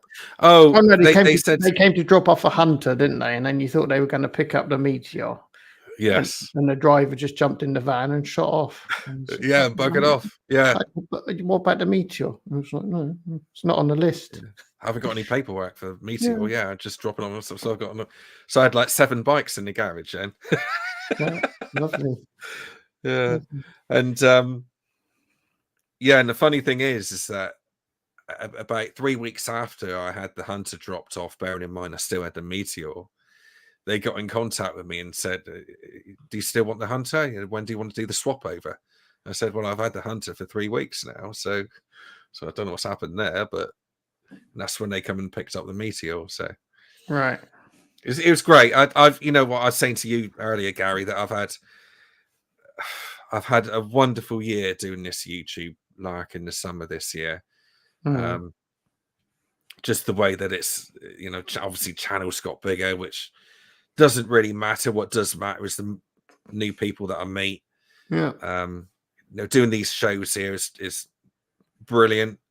Getting in Yeah. more contact with you and things like that, and It's it's mutual. just Yeah. such a wonderful journey. I'm loving every second of it. It's just shame that normal life gets in the way, really. Yeah. But I think, well, I've already heard comments from people saying that um, that through these shows, for instance, like people getting to know you more, and also I think you're kind of getting more and more.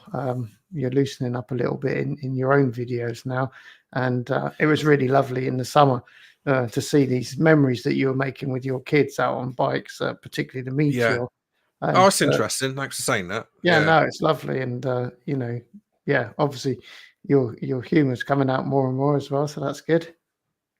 It's something that a lot of people say, Gary, and you know what I'm like personally, to a level as well, as does Saddle, and everybody says the same thing, and it's nice when you become Steve rather than. But the problem with Steve is that he's got to hold it back as well, because my Yeah, sense of humor is often not something you can put out on YouTube, so I have to be really quite careful with it. But yeah, but um, you've got your own show here, so you can definitely do what you like here. Don't worry about it. well, on your channel, Yeah, because you're a co-host just for goodbye to your tax channel, reasons. Gary. Yeah, Yeah, it's for no, tax reasons. You can do it, mate, and all let right. your hair down. I might be a struggle. Yeah, I know what you mean. Yeah, no, but yeah, I think it's really it's been great fun, doing these lives, and well, obviously because Yeah, I've decided now I want to do more of them, and I should be doing. The plan is as well. Obviously, we've got ER-mageddon, which is kind of like a brand, right? So that's just you and I co-hosting.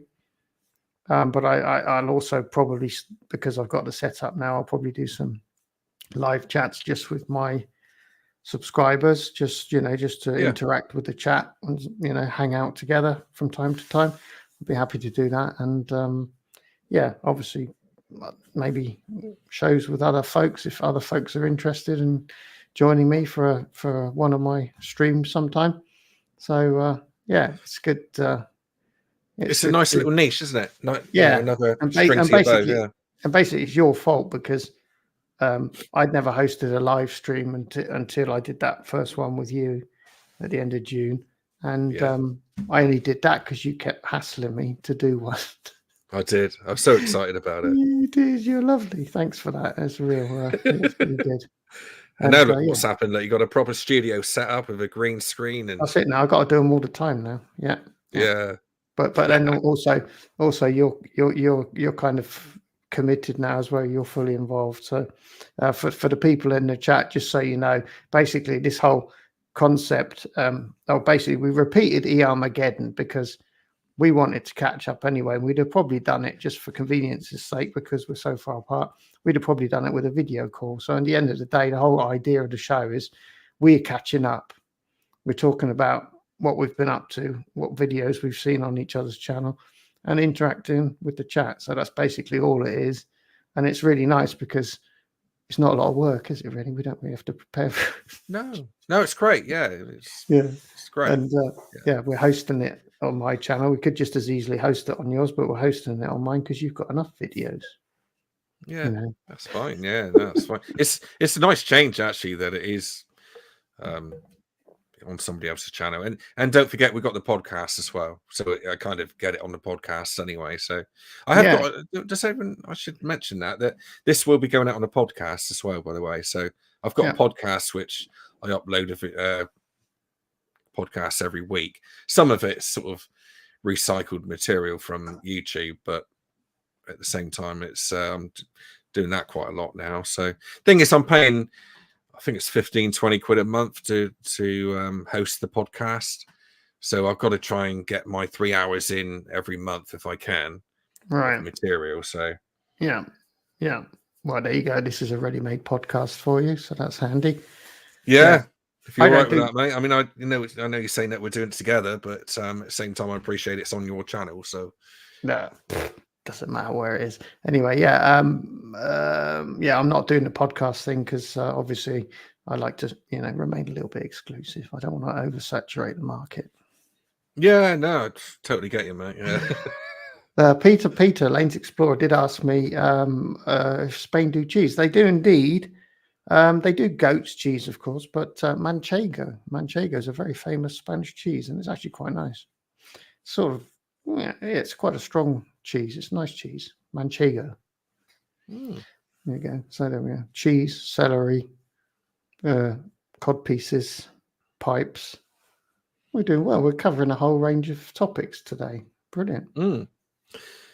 It's also nice as well that, you know, what we're saying about doing, you know, the YouTube thing and getting together and doing this live and that, but also the people in the side chat are equal to what we're doing, aren't they? Do you know what I mean? The comments that they've been exactly. That's what I think is so good. It's kind of like just having like everyone in a room together, and you know, they're talking amongst themselves and having fun, and that's good. You know, and that's fun for us watching down, looking at what they're on about, isn't it? Yeah, I mean, unfortunately, it's hard to keep up with it all, but I might have missed some important comments, and I apologize if I am missing any genuine important grievances or questions. Just keep posting it. Eventually I'll pick it up. I might not pick it up the first time, but I think I'm caught up now. Saddlebag says best thing about the channel is people have come to know through it. Don't care too much about figures and analytics. Exactly. I don't know. I think I stopped looking at analytics after about 3 months. Because at the end of the day, I'm not sure how accurate any of that is. Or let's put it this way: if you took it to heart, it could drive you bonkers, couldn't it? You know, if you get too into the detail, you know, why have I got more people in the age range 25 to 35 than I've got in the age range, you know, 19 to 25? You know, what the fuck? You know, no, don't. Yeah. Who cares? I don't care. I just put it out there. I just put it out there. And, you know, the people that want to watch it, and the people that don't won't, and that's it. Yeah, I mean, I put out some real dead ones recently, Gary. I mean, that the Velocet one, which I enjoyed making and enjoyed editing. It's a good one, yeah. Yeah, and that one I done this week with the bloopers. I thought the bloopers were good, but they just don't get the views. You know, it's like 600 views I've got on that, which is nothing really. That's pretty good. But but the thing is though, you see, you do bike reviews, and I mean, bike reviews always do well, you know, because there's enough people out there that are searching for videos about that particular bike. So, you know, a review is a whole different ball game. I mean, that's kind of, if you look at the views that I get, it's a lot less because it's not that kind of focused, you know. Like if you're doing a video about a test ride of a specific bike, you know, there's going to be thousands of people out there that will probably stumble across this video because they're interested in that bike. So if you just do a normal video, you know, I think it's kind of normal that you won't get as many views because it's not got the focus that, you know, that's going to pop up in a search when people are looking for videos to watch. What would you search for? If my videos, they might pop up if you search for sausages, I guess. But how many people's that apart from Ruby? It's probably not a lot. I search for sausages. There you go.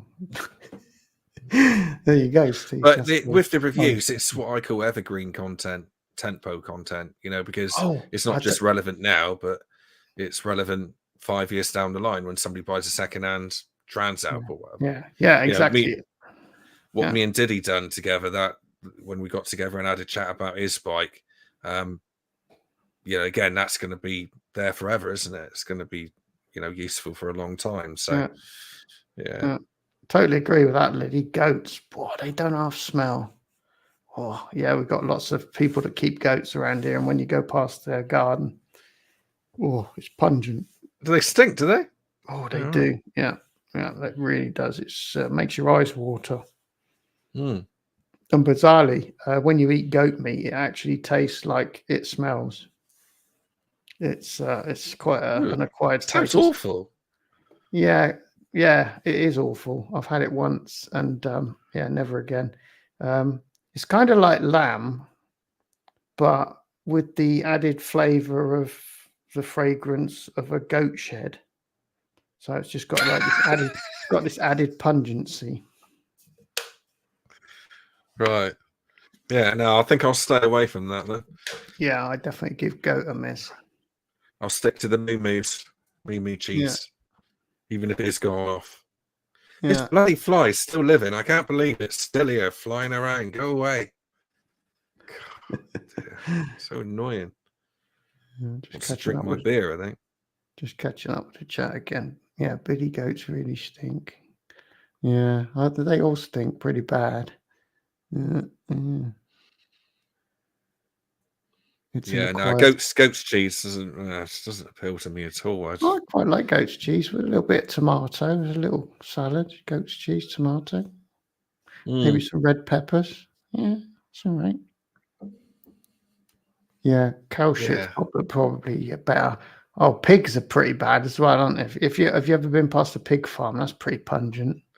Oh yeah, yeah, but they taste nice, pigs, don't they? Yeah, that's the trouble. They taste too good, don't they? It's amazing how dirty and stinky and ugly they are, but they taste absolutely superb, don't they? Yeah, with their bristles and Oh, you think of all of the good things that you can make out of a pig? I mean, obviously, the best bit is probably bacon, but then you've got all of the chops and the sausages. The rashers and the sausages and the pork pies.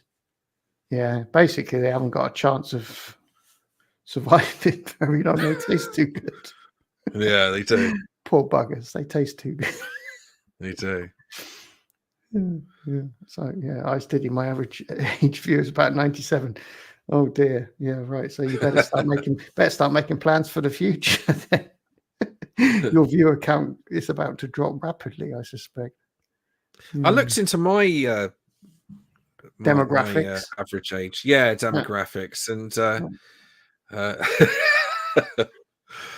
Saddlebags just said Exeter Rider makes the pig's ear out of everything, even trying to say that. Yeah.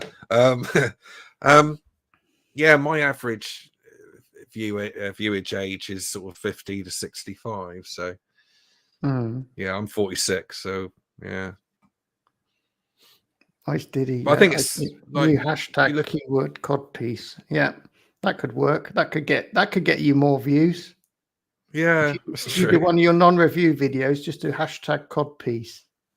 Yeah, it's just not appealing to me, this codpiece. It's just not catching me. I have to do a Photoshop mashup of you in a codpiece, and then you'll see codpiece and chaps. I know that's going to happen now. I think it would suit you very well. Ainsworth says he's not 97 until next week, so I did his demographics still a touch on the young side. That's good to hear. Yeah. Lily's not a day over 91. Excellent. Ken's happy because he's one of Saddlebag's younger viewers. Yeah. Yeah, has a pet fly. Yes, I do have a pet fly, Lily. It's a pain in the ass. Keeps on. I don't know if you can see it on the screen, but it keeps on flying around near my drink, and that's horrible bloody thing. Yeah. William says the song's name is Good Thing. Oh, that'll be the Fine Young Cannibals reference. Yeah. So you need to see the Fine Young Cannibals Good Thing video, and then you will see some classic scooters. Yeah. There you go. Cool. Lanes Explorer. We need volcanic brown. What's this? To answer the biggest RE question. Volcanic brown. I don't know what that is. Can you help me there, Peter? Nature's calling. I'll be back in a minute. Yeah. What's volcanic brown, Peter? What's that? We need the biggest volcanic brown. No, don't get that reference, Peter. Oh, Lily keeps chickens. Yeah, they don't smell too bad, and they also make lots of eggs, so that's excellent. The only part of a pig you can't eat is the squeal. Yeah, probably. Although I've never seen the tail, but probably some culture eats the pig's tail, the curly bit. probably pickled or something, possibly.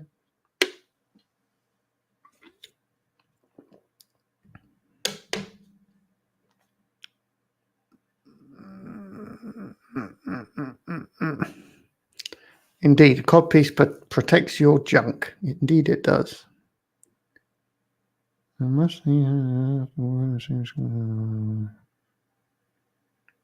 Yeah, cheers then, Blake. Yeah, definitely. The dogs are in charge. If the dog wants to go, you got to go, mate. No excuses. Don't hang about. Thanks for coming by, and I'm sure Steve feels the same way. Yeah, go for a nice walk and a nice pipe. Enjoy yourself. Cheers. Volcanic Brown is a channel. Oh, is it? Right. We need Volcanic Brown to answer the biggest. So what's the biggest RE question then, Peter? What's the biggest RE question then?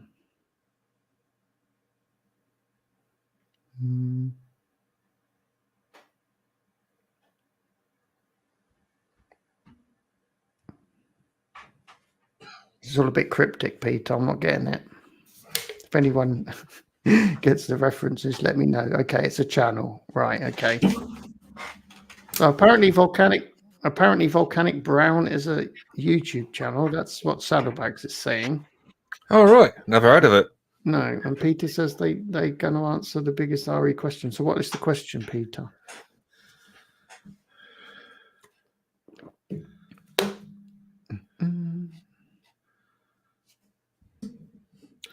Gary, how do you get on filming your videos? Do you struggle? Do you sort of trip over your words a lot until you get into it? Because a lot of people do, and I do. I'm one of those. Probably I would do it more if I was actually doing a voiceover. I think when I'm out on the bike, I just talk like I'm talking to myself, which is what I do most of my life, basically. Yeah. Because there's no one else around. Bless. So so I find that quite easy when I'm on the bike, because I'm just thinking, well, just speak what you're thinking. But if I sit down to do a voiceover and I've got it all written on paper, I'm too stupid to be able to speak what's on the paper, and I have to keep doing retakes. Yeah. I find that much harder. I find that much harder than just talking naturally. If I'm, if I've got a script and I'm having to read it out, then I can't get my lips sort of in the right place to say the words, and then I have to go, oh, bloody hell, stop, retake, wind back, do again. Yes. Yeah, but no, the live on bike stuff I don't find too hard. The only thing is sometimes I forget things that I was going to talk about. Right. Because I'm not like Tame, who's got some sort of weird photographic memory thing going on. I have actually considered sticking a cheat sheet on my tank. Just do it, mate. Just to make sure I haven't forgotten anything I wanted to mention. But yeah, I don't know. I think if I start doing sometimes when you planning videos and things like that, I know people say similar things, so it seems wrong that I'm doing that because but if it makes a good video for them and it's good for you, then just do it. Yeah, go for it. Yeah, but I just thought if I start sticking a cheat sheet on the tank, right, I'm thinking, is that the start of a slippery slope? Am I going to start putting post-it notes on the fridge that say fridge? Not that bad, is it? I don't know. It could be the start of something bad. So I'm thinking, as long as the disease hasn't sort of really kicked in, I should probably try and manage without these artificial help. Yeah. I think as long as my brain's just about capable of remembering some things, I should probably just try and encourage that.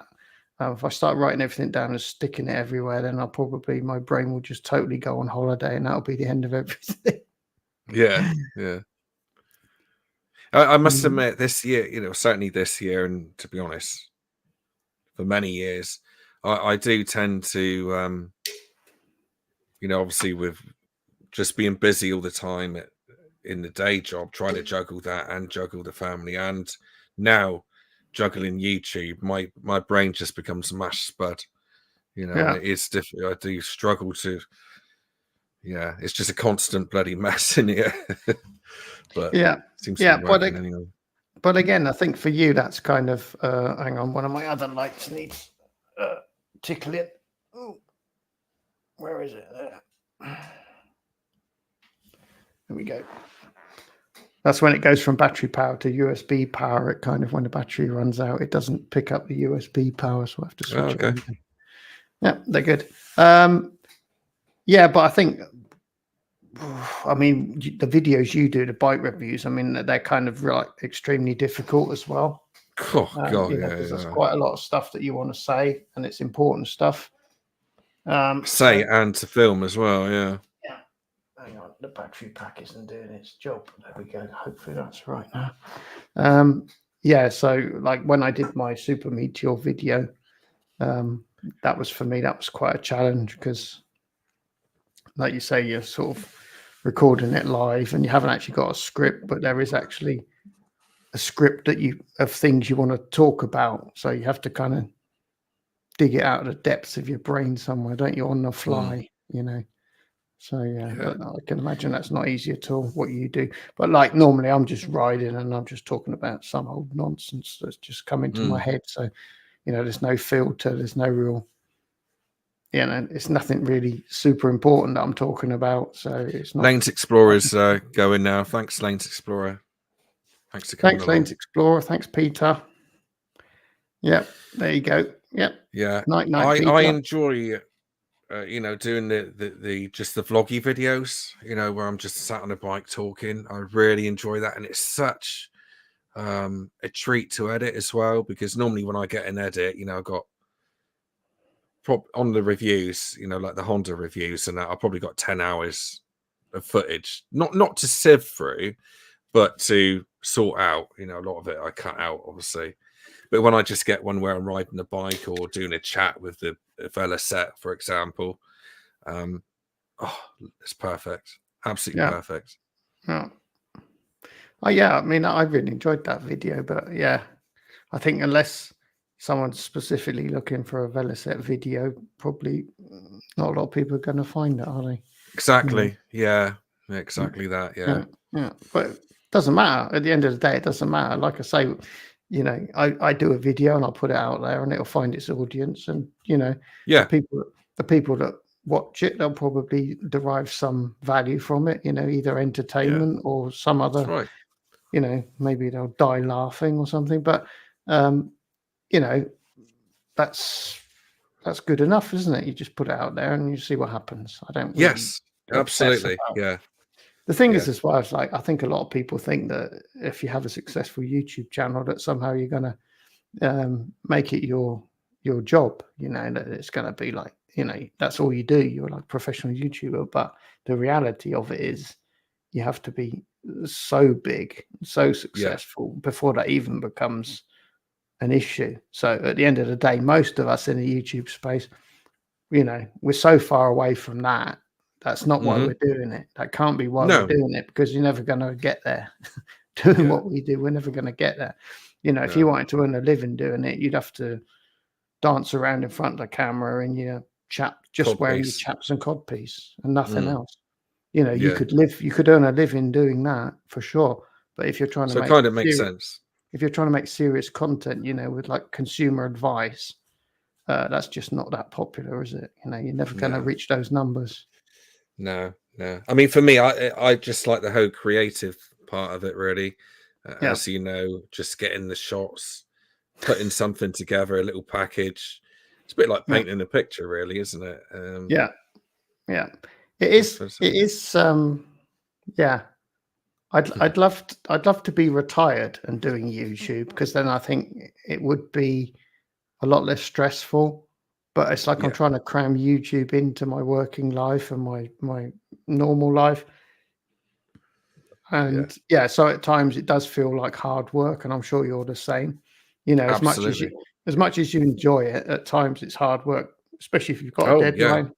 You know, you've got to get the video out in the next 2 days. It's got to be done, and you've got stuff going on, and it's a real struggle. So sometimes you're sat there at 2 in the morning in the video editing, you know, and then you think, why am I doing this? You know, yes. Oh, I've done that So, many times, mate. Yeah, but I mean, if I was retired, I'd never be bored because I'd either be out filming or I'd be editing, and that would be all I'd be exactly. doing. So that would be kind Yeah, of cool. But yeah, as someone that's working and has got a whole life to sort out in the meantime, like I said, I ride once a week, and my release schedule is one video per week. So basically, anytime I yeah, go out on the bike, I'm making a video. yeah, yeah, And usually I can only go out on a weekend, so that means I film on a Saturday or a Sunday, and on Tuesday the video's got to come out. So it's like just got two yeah. nights or something to get the video done. So yeah, It's it can difficult. be. Difficult to get the enthusiasm this time of year as well, isn't it? When it's got a bit colder and wetter, and is for me. But Yeah, that for me, it's not really an issue as long as the weather's right. Yeah, of course, if the weather's shite, I can't do anything anyway because you can't really film in the rain, can you? It's kind of you can do if you keep wiping the camera, but it's not great. no, But for me, it's basically it was always a time problem for me. When I've got time, I need the weather to be okay, and quite often when I've got time is the day in the week that it's raining, and then it's like, oh, blooming heck. So then I'm yeah, having to go out. I'm having to take a day off work just to go out and film so that I can get another video done for next Tuesday. Yeah, yeah. I just think if I was retired, it would be great, because you could just pick and choose when you go out and do what. Oh, it'd be fantastic. Yeah. Yeah, yeah. I've while I'm on the subject of this, actually, I've got probably 5 or 6 product reviews. I've been sent some free stuff, and Oh, some of this awesome. stuff I was sent in January, February of this year on the proviso that I get the video done pretty quick. And I said to him, I can't do anything until the summer's over. And they said fine. But now I've got all these products, to film. And to be honest with you, Gary, I just don't enjoy that type of video. It's my fault. I was the one who took it on, but Mm. I don't really want to do sort of products and dash cams and that sort of, not dash cams, cameras on the bike, and I've got a set of them and stuff like that. So Yeah, yeah. So was that all right? Was that stuff that you were allowed to be negative about? You didn't have some kind of a rate. Yeah, you know what? It is what it is. It yeah. is. I haven't. I mean, the gloves that I've got, for example, are really nice. Mm, I've got what they called Halverson's gloves. The only thing I don't like is there's some sort of funny release clip on them, which is really faffy to take off the glove. But yeah, I mean, at the end of the day, mate, they give me the stuff. They know the score. They know that I'm going to say what I like and what I don't like. I've got no issue with right. that whatsoever. And what can I say about a dash cam? Yeah, It's got a camera on the front, a camera on the back. It's ideal, brilliant. How long will it last? I don't know. yeah, But I can't say whether it's good or bad because it's what it is, isn't it? It's a dash yeah. cam. And you haven't. Yeah, you're not going to do the kind of long-term test. Well, I could do. I don't really Yeah. want to. No, because you're not that bothered. I just wanted a dash cam, so there you Yeah. go. But it films As in 4K on the back, and no, was it? Yeah, and 1080 on the front. So I just got to say what it is. I yeah. can't say whether I like it or not because it's just there in case anything happens. Maybe I'll be able to incorporate it into the videos. I don't know. But I'm going to put it on the NC, which to be honest with you, I've only put about 400 miles on this year anyway. Right. So 500 miles. So obviously I've had other bikes. But Yeah, but the question is with something like that is when do you do your review? Because obviously you can do your review in the first month and go, oh yeah, it sort of works and it does its job and that. But then 6 months later, it might just be totally on the fritz. So then you can't exactly. you can't really recommend someone spending that money if it's. And that's what I'm saying. I'm not recommending them to say, to spend that money. For example, the dash cam will be a video of me fitting it to my bike. It won't be a video, and showing them what it does. I can't. What I could say is, I'll do another video as a catch up to see what it's like 6 months later. So I have got that option, or to slide it into another video. But yeah, see how it goes. If it breaks, then I'll be on there saying, unfortunately, it started out well and it's not good anymore. So that's how it works. Is they send it to you and you can keep it. They're not expecting it back. No, Oh, right. So you can do a long Yeah, I term keep it. Just to put you in the revisit. picture, I've had other companies contact me, which I've been interested in their product, and so they write me an email saying, "Oh, we do this, blah blah blah blah. Are you interested?" Nearly every single, probably 90% of the time, say no, or I just leave it. I just forget it because I get so many of them. But I have said yes to products before now, and they said that's great. We'll get in contact with you. Then they contact me back, and then they say, "Oh, that's brilliant that you want to take it on. We'll send it to you. Let us have your address, and we'll send you what we want you to say in the video. That's it. Goodbye. Right. I'm out of it." Mm. Yeah, and I've recently had that with I can't remember what it was now, some sort of bike product. But they said, basically they said we'll send you a script. I was like, Brilliant. No, no, yeah, definitely ends in don't do off. that. Yeah. Yeah. Yeah. So yeah, so I'm not interested in any of that crap. No. Just not But so interested. basically, so with this dash cam thing, then you could always do a follow-up video. So like you can do a video and say, yeah, it's nice, and this is how you fit it, and this is what it does. Yeah. And then, in 6 months, you can maybe do a follow-up or just Yeah. mention it in one of your other videos and go, oh, Yeah, by the way, that's what I'd probably do. yeah, the dash cam's still working well, so I'd be happy to recommend it. If you want a dash cam, it seems to be working. Or Yeah. if it goes tits up, between now and then, you can say, don't waste your money. It didn't last, 10 minutes. Yeah. I would. I Don't bother. wouldn't even say don't waste your money. I would say, unfortunately, this is what's happened. Yeah, yeah. So you make Yeah. your decision whether you want it. Would I have it? Probably not. No. Yeah, because But you can't generalize anyway, because you might have got a bad one, exactly. So Exactly that. all you can say is, in my case, it didn't last very long. So That's make what of that happened to what you me. will. Yeah. Yeah. Yeah. That's fair So I'm enough. not under any obligation, to say anything. And as I say, as soon as they start saying, we'll send you a script, it's just the biggest. Yeah, no, I definitely would tell them where to go. That's terrible. Because then you've Yeah, got I didn't even tell him where to go. I just didn't reply to the message. no, because they kept on contacting me, and I'm not interested. you've got zero credibility then, have you? Exactly. You're reading a script, and people are thinking, "Oh, if Steve says that, it must be good." Yeah, It's terrible. exactly. Yeah. And then they get it, and then they find out that it's a pile of rubbish. Yeah. Apparently, Howie and James Ainsworth Ryder, they're both retired, and they're saying, "Oh no, YouTube's totally difficult even when you're retired." So there you go. Don't think it's going to get any. Yeah, I think they're winding us up. I think they're living the good life. I think there's a part of it though that you need to have that sort of like, oh shit, I've got a day today to make a video, and you've got to get out and do it. Do you know what I mean? You need that sort of, because if you are retired, it's hard to kind of get out of bed and Yeah, well, yeah, but I mean, I wouldn't have that problem because I've got my kind of release schedule, which is like every Tuesday a video. So at least once a week, I'd go out and do something, and probably because I'd have more time, I might actually get ahead with my videos. I might actually do 2 in a week. God, imagine that, doing 2 in a week. That would be amazing. It's a nice feeling, actually. I've probably got enough videos for 3-4 months, but by the time I edited them, I've edited probably 6 weeks worth. Yeah, and I've probably got 3 months in the can. It is a good feeling, but then in a minute it's going to catch up on me, isn't it? And I'm going to have nothing, and I'm going to have to start pedaling again. Yeah, I just seen. Thanks, Simon. So Simon has solved the mystery of Peter Lane's Explorer. Volcanic Brown is a YouTube channel run by a now friend of Tame. He has more than 10 RE at this moment in time. Wow! Right.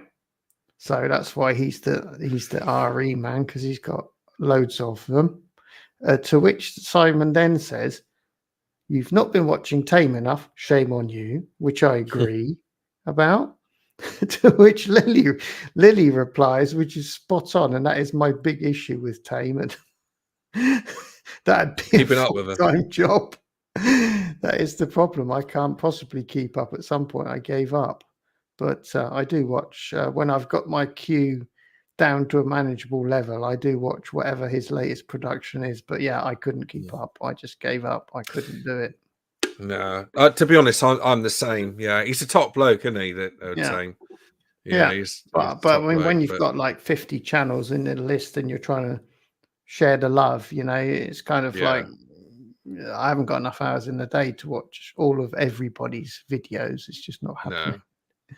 No, but anyway, that's apparently that's the explanation. He's a big Royal Enfield collector, it would appear.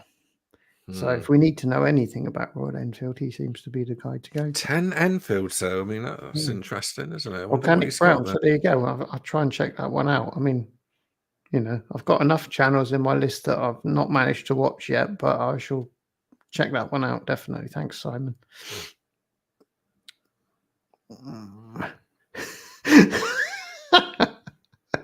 Oh dear, yeah, okay. Yeah, exactly. I've no idea how he does so much. He's a machine. There you go. And a wizard. Yeah, he's a machine and he's a wizard because he remembers so many people's names. Yeah, to which Liddy says, word. Very true. Yeah. Oh, yeah. Yeah. David Hawkins, Thames or Freddie Dobbs. Yeah, Freddie Dobbs. Yeah, apparently he's given up on his Bonneville now. Then they've decided it's had enough. It's cried enough. Did you know about that? All right, so he's selling it, is he? Or? Well, he had a problem with it again after he finally got it fixed with the head gasket, whatever, and he finally got it fixed, and then shortly afterwards it broke again, and then he gave it to some Triumph specialist, and in his latest video they got back to him, and the mechanic said basically it's got no compression, so it was running really bad at low revs. And then if you gave it the beans, it ran all right. But as soon as the revs dropped, it ran as rough as anything. And they said, yeah, it's got no compression. It can't run at low revs properly anymore. And they were trying to find out what he'd had done to it. And he told them about the thread of the spark plug ripping out and getting all that repaired and everything. But obviously they were quite surprised that the engine was in such a bad state. I think it's done 40,000 miles, which I think is quite a lot for a motorbike engine because they do rev quite hard. I don't know what would be a reasonable life expectancy, but anyway, he was looking at getting a new barrels and piston rings to get it working again. And then the mechanic said that's not really worth it because the engine might have other issues anyway. So their recommendation was to get a second-hand engine and fit that. And then, so that was going to cost, I think they said £700 to £1,000. You might find a second-hand engine, but obviously the risk with that is you fit it and then you find out that engine's got problems as well. So you might still have to do a load of work to get that engine working. So I think he's definitely said he's going to put it in one of his lockups and just keep it for posterity. And thanks, Ice off. Cheers, bud. Here's Ice. Yeah. And he's going to just probably sell bits and pieces off of it for spares. But basically he's given up on it. He don't want to spend any more money on it. Yeah, I don't blame him. Yeah. What is Dobbs going to buy? Well, I think I got a feeling he's got a bit of a leaning towards the Moto Guzzi's. I wouldn't be at all surprised if he gets one of the Moto Guzzi's, the V85 or the V100. I think that's what he's going to go for. He was thinking about getting that second-hand T120 that they had in the showroom, but I would have thought after his experience with Triumph, maybe don't get another Triumph. I mean, he's had so much hassle with Triumph, trying to get parts for the one that he's got, and I mean, he must be a big fan of the Bonnevilles, I guess, to even entertain getting another one. But I think it would probably be a good change for him to get a Moto Guzzi, and I think it's probably a sort of bike that he quite like as well. So I wouldn't be surprised at all if he ends up with a Moto Guzzi. If he buys the T120, I'll be quite surprised because I mean his experience with Triumph has not been brilliant. So BSA? Do you think he might do BSA or? Well, he was looking at. He's already got a short list, and that wasn't on it. He was looking at the Oh, bikes okay. that he was interested in. He was in a showroom, and I got the feeling that he was quite keen on the Moto Guzzi's, which who wouldn't be? You know, they are just something a little bit different, aren't they? You know, they've Yeah. got real character. They Yeah. are definitely Do enthusiast you know if you're motorcycle. aware of the mindful motorcyclist? Have you heard of him before? I He's think so. Yeah, I think I've heard. Yeah. up and coming, but yeah, he's got a BSA, but he dropped his last week. His new BSA. He's only had it for, I don't know, a few weeks. Yeah, went around the corner and poor bugger. He's damaged it pretty well. You know, although it's not like mashed, it's like a bit of damage here and a bit of damage there. You know, it's like the header pipe is gone and the side panel, the bit on the tank, bit on the bars, and it's just gutting, isn't it? Yeah. Oh, My there we go. star Look, that's right now. So now we're into a. Does he know I'm Aquarius?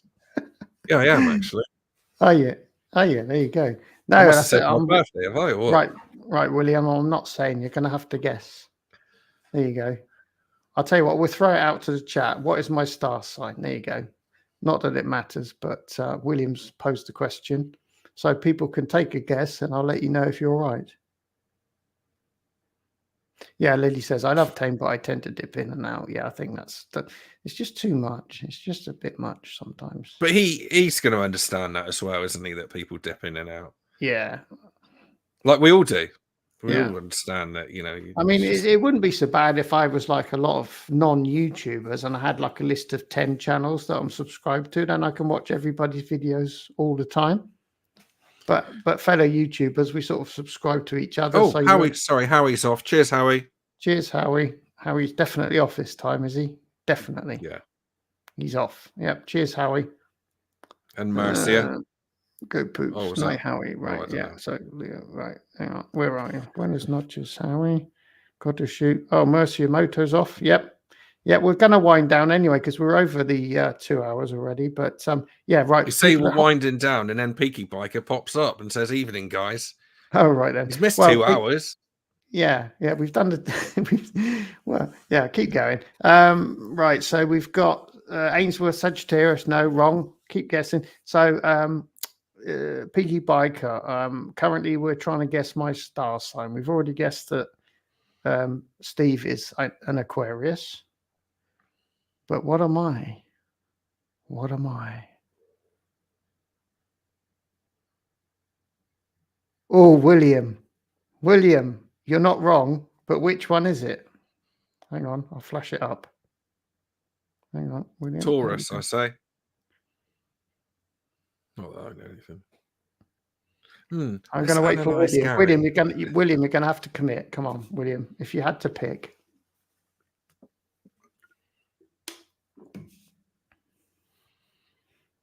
That's all right, Peaky. Thanks for coming by. Doesn't matter when you made it. The boring stuff that you missed will be on the in the recording on my channel under the live tab, so you can watch it at your leisure if you think you might miss something more important. There was a lot of talk of cod pieces and leather chaps, so you know, there you go. That Peaky loves that stuff. That might pique Peaky's interest. It will. It will. Yeah. Yeah.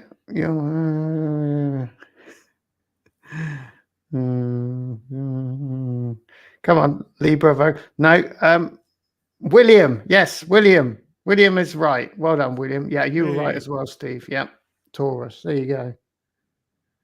Maybe there is something to that nonsense after all. I don't know. How can people know that? I mean, it wasn't like we had every star sign. So William got mine, and he's got yours. Yeah. That's weird, isn't it? Yeah, William, how do you know that? How do you know this stuff? William, tell us, how do you know that? What gave it away? What are the attributes of an Aquarius and a Taurus that led you to that conclusion? We'd be interested to know. Probably because I'm a bloody nice bloke and you're not. Maybe that's the difference between Aquarius and Taurus.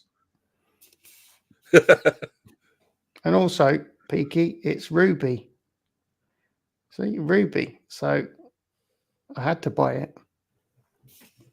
There she is. Look, Oh no, there she is. Hang on. It's always the wrong way round on the camera. What's going on? It's over there somewhere. There it is. Ruby. Yep. So What's Ruby doing now, Gary? Where is she? she's just she chilling does out, what or- she does what she normally does when she's not eating. She's sleeping somewhere. Oh, right. Right. So come on, William. We're waiting for the feedback. We're anxious to know. Since I was 10. Oh, hang on. I'll put it on screen. Since I was 10 years old, I did ask everyone what's on. I just know there is something about it. It's interesting, isn't it? Yeah, I mean, he did well because he narrowed me down to 2, a choice of 2, and initially, and he got the right one in the end. And well, the first time he got the right one when I gave him a choice, and he got you as well. So that's weird, isn't it? Saddle is an August baby, but Virgo. Right. It's interesting, isn't it? Maybe this is something we should get more into, Steve. It is kind of interesting, this stuff, isn't it? I've had some. Yeah. The trouble is, though, the thing I have a problem with is I have a problem with the idea that everybody that's born in the same month is going to have the same traits. It just seems unlikely to me, It's like, it's like everyone that was. No, I'm not going to say it. It's all right. Forget it. Oh, go on. No, I was just thinking. No, that was gold. Right. Whatever was flying around in your head then. Yeah, no, we're not doing it. Right. Oh, here we go. Here's an interesting topic. I mean, we're over our intended length. I'm just letting you know. But as long as everybody's happy to keep going, we'll keep going. Peaky Biker, what's the score on the doors with the massive hike on bike insurance? Mine has nearly doubled.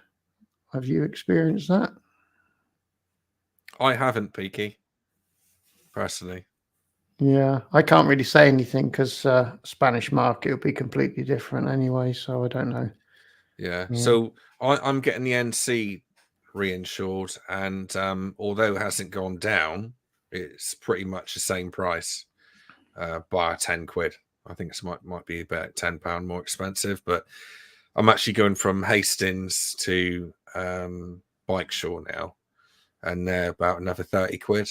So, but at least with Bikeshore, they've got a better reputation and easier to deal with. So I hear. So we'll see. Well, that's a fair point. 321 last year. Thereafter, 581 quid. Mate, that's a lot of money. That is a lot. I mean, presumably you haven't had any claims in that time that would affect that. Probably not. That's what insurance companies are like. They just see the price of the cost of living index and they go, oh, everything's going up. Yes. Let's put our prices up as well then. It's not like they're having to do anything different to what they ever did before, but they'll put the prices up anyway. It's a good excuse for them. Yeah. They're doing that with food. They're saying that like a lot of food is going up, but the actual raw material cost isn't. But they're just basically just milking it, really. So yeah, in reply to Blake's comment on the screen, that is a good point, and I imagine probably more often than not that was unintentional, because it is a good point. I don't think it's planned if that happens, is it? I mean, ideally, you'd want it to happen sort of in the winter or something when you weren't really going out in nice, close-fitting, nice clothes or whatever. You could just be going around in big old coats and things. Yeah, interesting. Don't think we have the right demographic to answer that conclusively. I got things flying around, but I'm not. It's not gonna. Yeah, but yeah, it's true, isn't it? Because you imagine it's like really hot anyway, and then you got all this weight that you're humping about. Yeah, it's not ideal, is it? And you want to be out in your bikini or whatever, and then that's obviously not really great either. So yeah, it's a fair point. What Peaky's saying there though, 430 quid. That must be just maybe it's your location or something, Peaky. Because, like I say, my NC is only 150 quid. I know it's an NC and it's not 1250 cc's worth of muscle, but that does seem a lot. Yeah. Yeah. But I tell you, another thing as well. Some people I know in London, the insurance, their insurance prices is absolutely astronomical. Yeah, I can imagine. Yeah. Oh, it's just unbelievable, mate. It really is. Even for like 500cc, somebody my age, it's probably $1,000. You know, silly money. Yeah. Right. Okay. Yeah. Yeah. Saddles off. Yeah. Yeah. Cheers, Jeff. Thanks for coming along. Yeah. Thanks very much. A little bit creepy. Yeah. Well, I don't think so. I think it would suit him. But anyway. Yeah.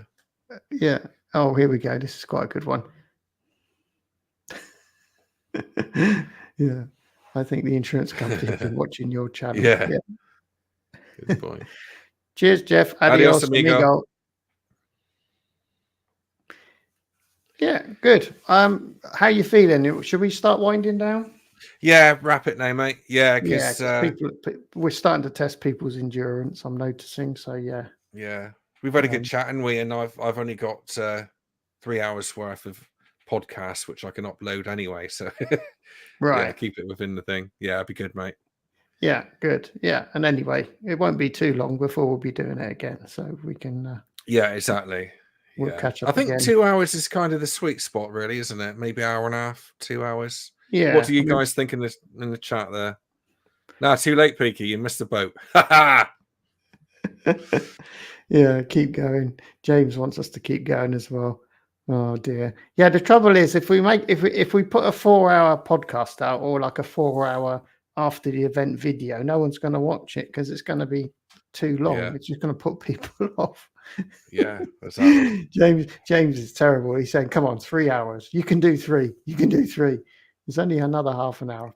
We done 4 last time, didn't we? Yeah, we did 4 last time. That was really hardcore. Yeah. You're terrible. Stop it. Yeah, I know. Lots of you would like us to carry on, but I think maybe we should be sensible and do this, resume this on another juncture when we've probably got more stuff to talk about again. Don't you think? It's been good fun, though, isn't it? I like talking about cheese and stuff. Yeah, cheese and goats, classic scooters, goats. Yeah. Astrology, of course. Oh yes, yeah. It's been really interesting, that actually. Yeah. I mean, basically, this channel is a resource for great, wide-ranging information. You can find out about everything on this channel. Brilliant. Yeah. And the people in the side chat, absolutely superb, aren't they? Blake, Ken, they've been here for listening to us whiffle waffling for 2 hours 27 minutes now. Yeah, bless them. Thank you so much. Brilliant. And I can reassure you that we'll be doing this again. So don't panic. We'll be doing this again. And thank you so much for everyone that came. Thanks, Quinn, for not having any calamities. We appreciate He's still that. Alive. Yeah, he's had a night off from having calamities, so that was good. And thank you so much, everybody. And you're free to carry on drinking and enjoying yourselves without us, but we'll leave it now because we don't want to overload YouTube. Oh, Peaky's just come in, hasn't he? And we're off now. Look, he'll be impressed. Look at that. Look, 3 look at that. There, Peaky. You were ready for a 5-hour session. You came ready for a 5-hour session, didn't you? Longer than that, to be honest. I was hoping for an all-nighter, but obviously, if you want to pull the plug, and up to you. Yeah, no, I think we should be sensible because, like, say for your podcast, you're going to hit a problem if it's too long, and I don't want. Yeah, no, absolutely, mate. Yeah, I think, like as I say, I think 2 hours is a good sweet spot. We've had a good chat, haven't we? It's been good fun, and thanks very much again, Gary. I know you're saying it's for tax purposes, it's a co-host, but it's a co-production still on your channel. So no, thank you very much for and again, everybody in the side chat. it's been brilliant. I love this. Yeah, Brilliant. thank you. And thank you for getting me started on doing this kind of thing, because it took a lot for me to start doing it. And yeah, now I'm getting into it, really enjoying it, and having you with Good. me. Having you with me always feels like I've got a safety net, because you're excellent. So thank you. Thank everybody in the chat, and rest assured we will be doing this again. And we look forward to seeing you all then. And tell your friends, you know, and have a good time with us next time. Thank you, everybody. Thank you. Thank you. Thank you. Yeah, James Ainsworth Ryder, you're hardcore, mate. You were here before the show even went live. Brilliant. Thank you, James. Really appreciate that. But then you are already in bed. He's already told us he's watching in bed. So he's sort of halfway there already. We've still got to get ready for bed. So thank you, everybody. Thanks, Dave. Yeah. Well done for guessing, William. Well done for guessing my star sign, or our star signs. Awesome job. It's amazing that. I hope he comes back again and tells us a bit more about that. Yeah, he should do. Next time, if William's in the chat, we'll say, right, William, tell us what gave it away. What was the thing that made you think that we were Aquarius and Taurus? Thank you, everybody. So we'll wrap this one up now. And tell your friends, if they couldn't make it along, they can catch this recording of this show on my channel in the live tab at any time at their leisure. Thank you very much. And we hope to see you in the next one. Thank you. Bye-bye. Bye. Cheers.